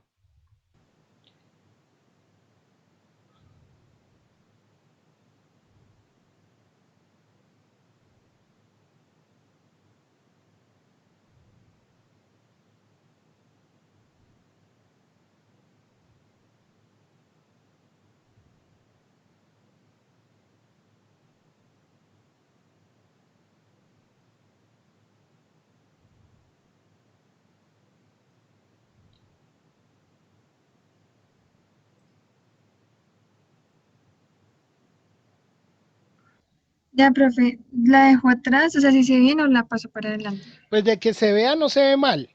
Me preocupa es cuando hagamos esta pose. Espérame a ver. Cuando hagamos esta pose, la 4 y cuando en la 16. La 4 y la Mm. 16.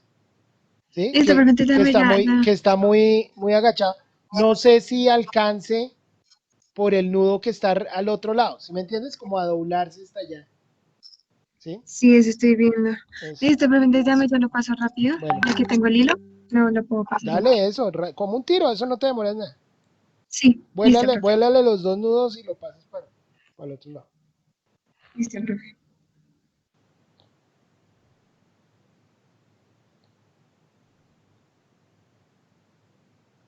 ¿Listo? Entonces, ¿ya tomaron la foto, chicos? ¿El resto? ¿La uno? Sí, profe, yo le envié por WhatsApp. Ah, espéreme porque ya tenía. ¿Esa es la foto uno? Ujú. De pronto mira a ver si puedes estirar más los pies. Exagerarlo un poquito. Que es que está muy... Muy que muy... No, aunque está bien, no está mal. No te estoy diciendo que esté mal. Pero yo lo estiraría un poquito pues para que sea mejor. ¿Sí? Para que no camine así como muy pegadito los pies, como muy simplón. ¿Sí me entiendes? Muy, ¿qué te digo yo? No con fuerza, mejor dicho.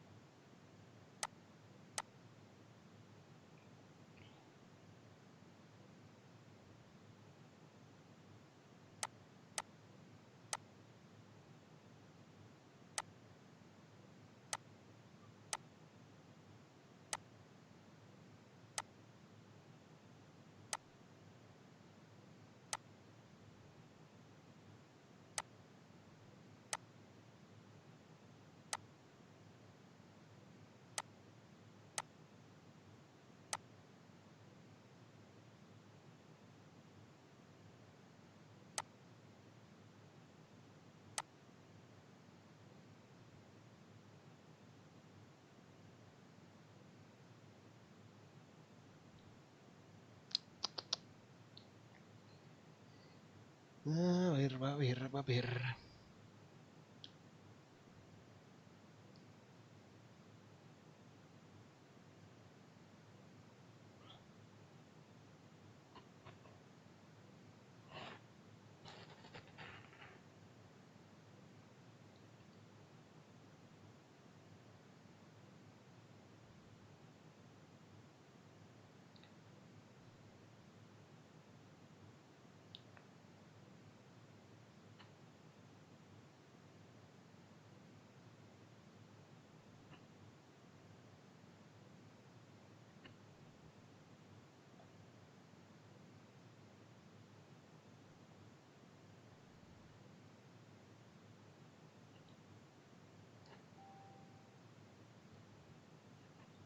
El horizonte superior, ahí queda un poquito mejor, Santiago, muy bien.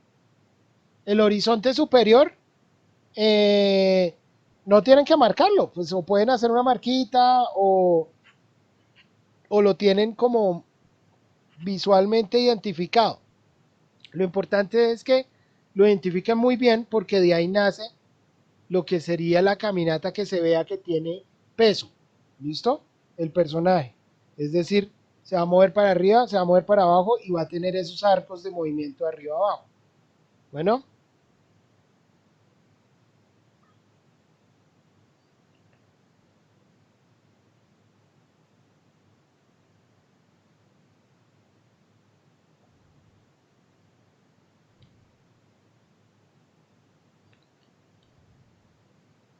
son las 5, chicos. Hagámosle de 5 minuticos más. Y les explico por lo menos los 3 primeros. Chicos.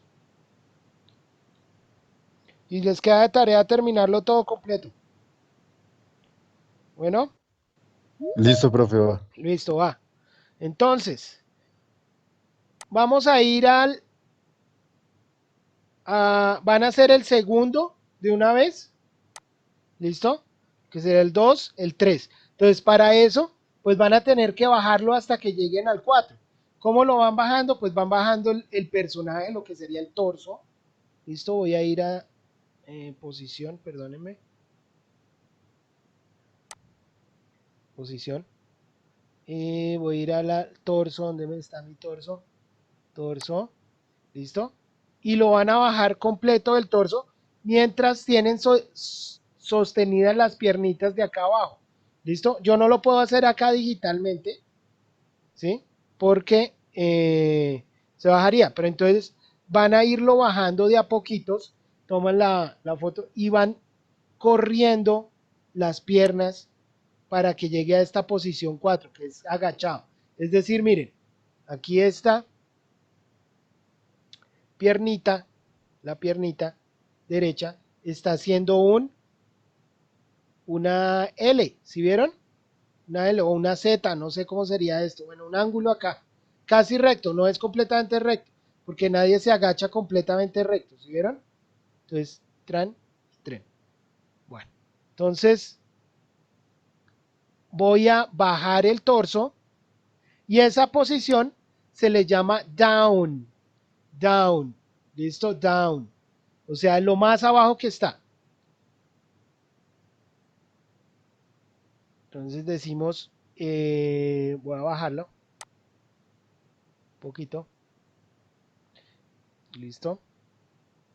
Ahora voy a decirle que a la posición, al muslo derecho, muslo izquierdo, esté, en mi caso, esté rotado un poquito.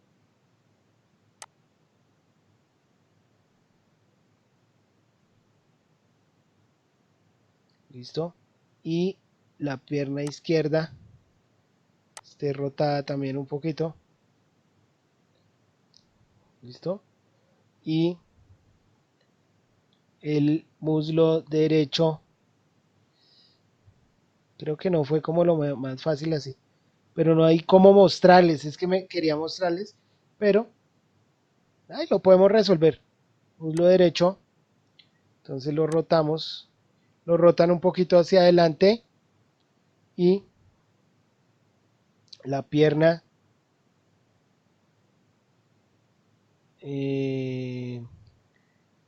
derecha la rotamos así, ¿listo?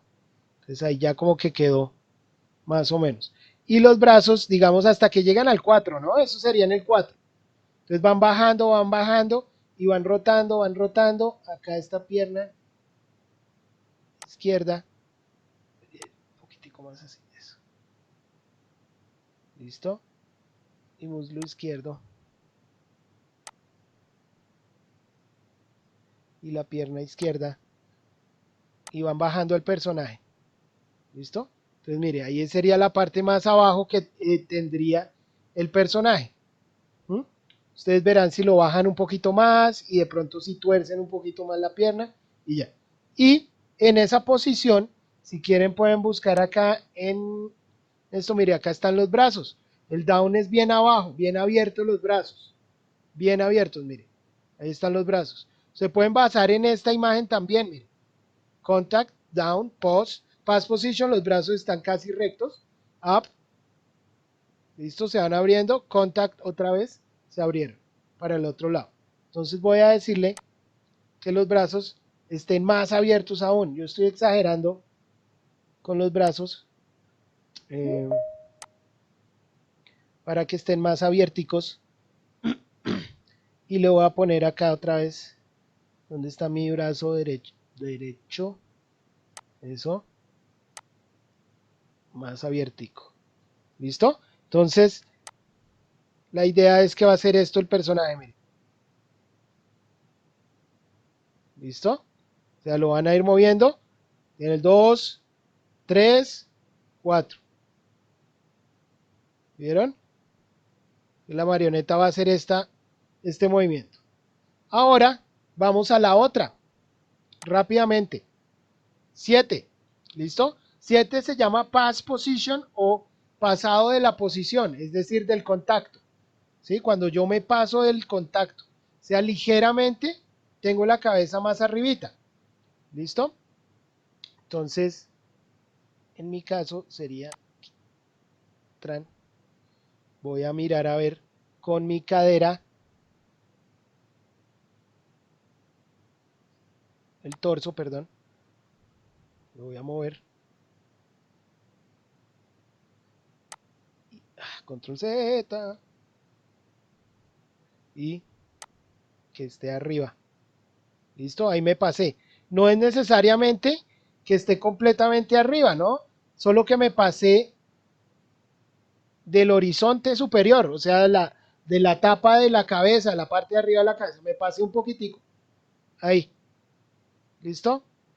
Ahí está. Y vamos a ver cómo son las piernas. Entonces miren qué hizo. ¿Listo? Las piernas también tienen que tener algo de volumen. Entonces, tienen que tener algo de movimiento. Es decir, la pierna derecha completamente recta y la otra recogida. ¿Listo? Entonces, voy a la pierna, pie derecho. Voy a acercar.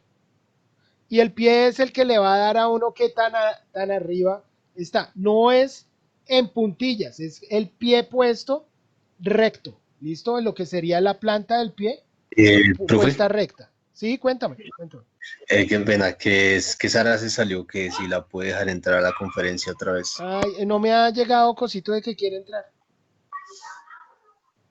No me ha llegado cosito. Cuando me llegue yo la dejo entrar. Vale, gracias por avisarme. Listo. ¿Listo? Bien, todo bien, muy bien. Entonces,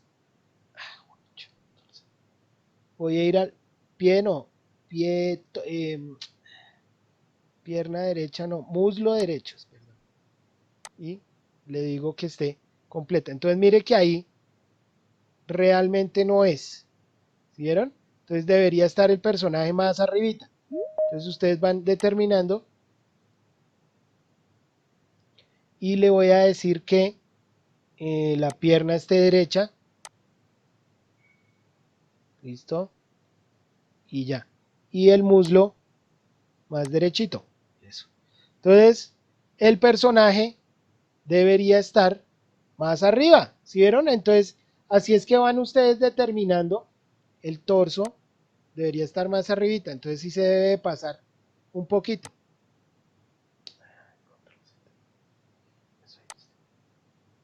Y ahí debería estar el personaje. Ojo, no es que esté en puntillas, ¿no? El pass position, el pie nunca está en puntillas, está en contacto total, ¿vale? Entonces, roto, y ahí está, en contacto total. Ahora me voy con la otra pierna, el muslo, perdón, izquierdo, de pronto lo dejo así, eso muy bien, y la pierna izquierda de pronto la roto un poquito para arriba.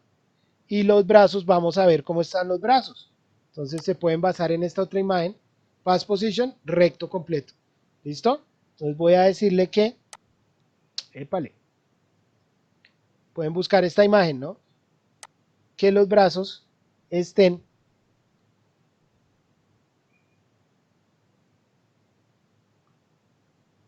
brazo derecho hacia abajo. No tiene que estar tan derecho tampoco, ¿no? Y brazo izquierdo hacia abajo. ¿Listo? De pronto el antebrazo izquierdo, pues lo roto para que esté más derecho. Lo mismo que el antebrazo derecho, lo roto para que esté más abajo.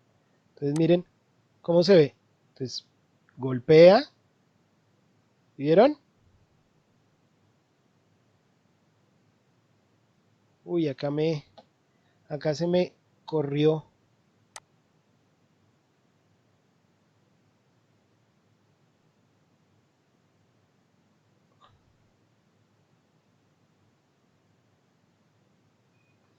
Me toca arreglar la cadera. Eso les va a pasar, entonces tengan mucho cuidado en qué posición está. ¿Listo? Entonces por lo que yo la roté, se me rotó en un momentico ahí, entonces de pronto, listo. Ahora sí me hizo bien el ejercicio. ¿Listo? Entonces así ustedes van creando. Ojo con esto. Bueno, acá debería estar más arriba, perdón. Sí, porque mire que el pie está muy abajo. Más arribita.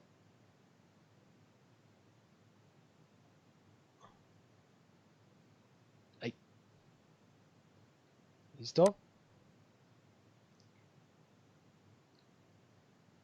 Y ahora, en la última posición, sería up. ¿Listo? Y ahí repetimos otra vez. Contacto con el otro pie. ¿Listo? Up es ya el pie derecho estirado en puntillas. Mírenlo. En puntillitas. Puntillas. Y la cabeza totalmente arriba. Entonces el up es el fin superior hasta donde llega más el cuerpo. ¿Listo? La cresta de mi onda, de mi curva de movimiento. Es decir, está la parte más arribita. Y empiezo a soltar el pie hacia adelante. El pie izquierdo, el que está de fondo, lo empiezo a mandar hacia adelante igualmente en ángulo. ¿Listo? Y en puntilla. Entonces voy a hacer eso. El brazo, vamos a ver cómo debería estar. El brazo ligeramente hacia adelante. ¿Listo? Para empezar a moverlo hacia adelante. Entonces, a la mitad del recorrido. Entonces, voy a empezar. Entonces, voy a decirle que el pie derecho esté en puntilla, en punticas. ¿Listo? Ahí está en punticas. Entonces me toca subir el personaje más. Lo mismo, debería la pierna ponerla más recta. ¿Listo? Ahora sí. Ahora el muslo derecho, no, ahí está bien el muslo derecho. Bueno, de pronto sí un poquitico hacia atrás. ¿Mm? Y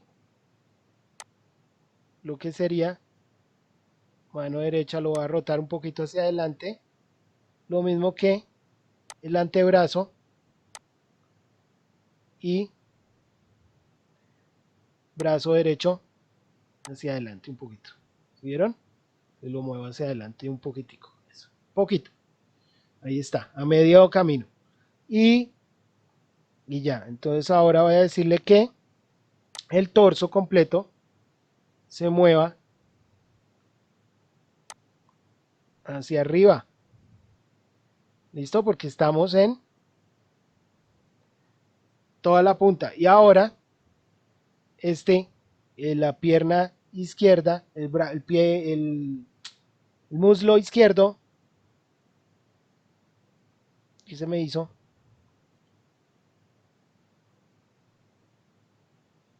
muslo izquierdo debería estar rotado así hacia adelante para empezar a hacer este de pronto un poquito más así, para empezar a dar el paso. Y el brazo izquierdo hacia atrás. ¿Listo?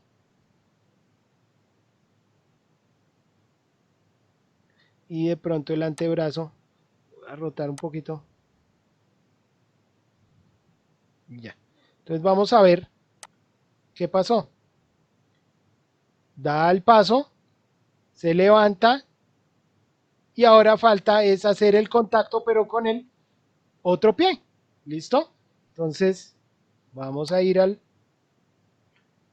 van moviendo cuadro a cuadro, tienen que tomar cada foto para llegar al contacto y ahí sí le voy a decir, por ejemplo, en el contacto, nuevamente contacto del pie izquierdo, ¿cierto? 13, que sería el 13. Entonces le digo que la pierna izquierda, vamos a ver cómo es el contacto, acerquémonos, ahí está, contacto, completamente estirado, el pie este también completamente estirado hacia atrás y debería estar el torso en justo en la línea de horizonte para que haga bien el contacto. Bueno, entonces ahí sí me baso en mi línea de horizonte de atrás y le digo pierna izquierda, rótese hacia adelante, muslo izquierdo, rótese un poquito para adelante también. Ahora pierna derecha,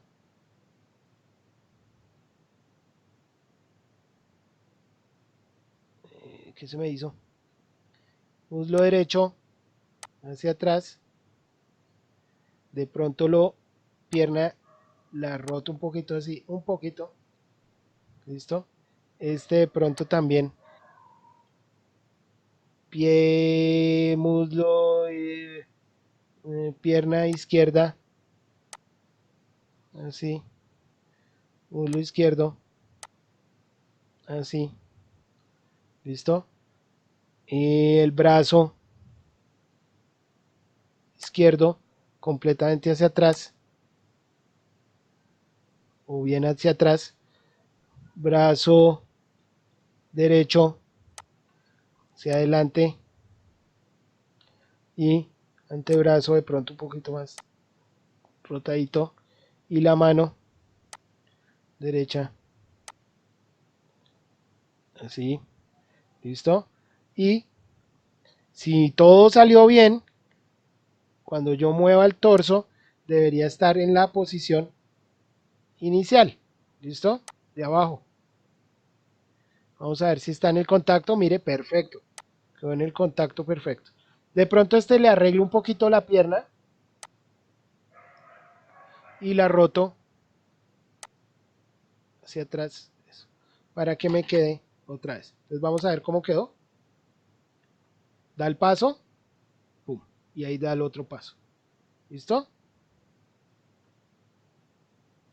Y ya. Entonces ustedes van a desarrollar todo el ejercicio, van a tomar las 25 fotos, no es tomar estos nomás, ¿no? Es tomar los 25. ¿Listo? Después de haber tomado los 25, lo usual, lo van a animar en 3. Cada foto va a durar 3 fotogramas en la línea de tiempo. Entonces, animar en 3. Y después de animarla en 3, van a, van a decirle que duplicar, digamos, el ciclo de caminata. Hace 2 pasos, ¿cierto? Porque este ciclo hace 2 pasos.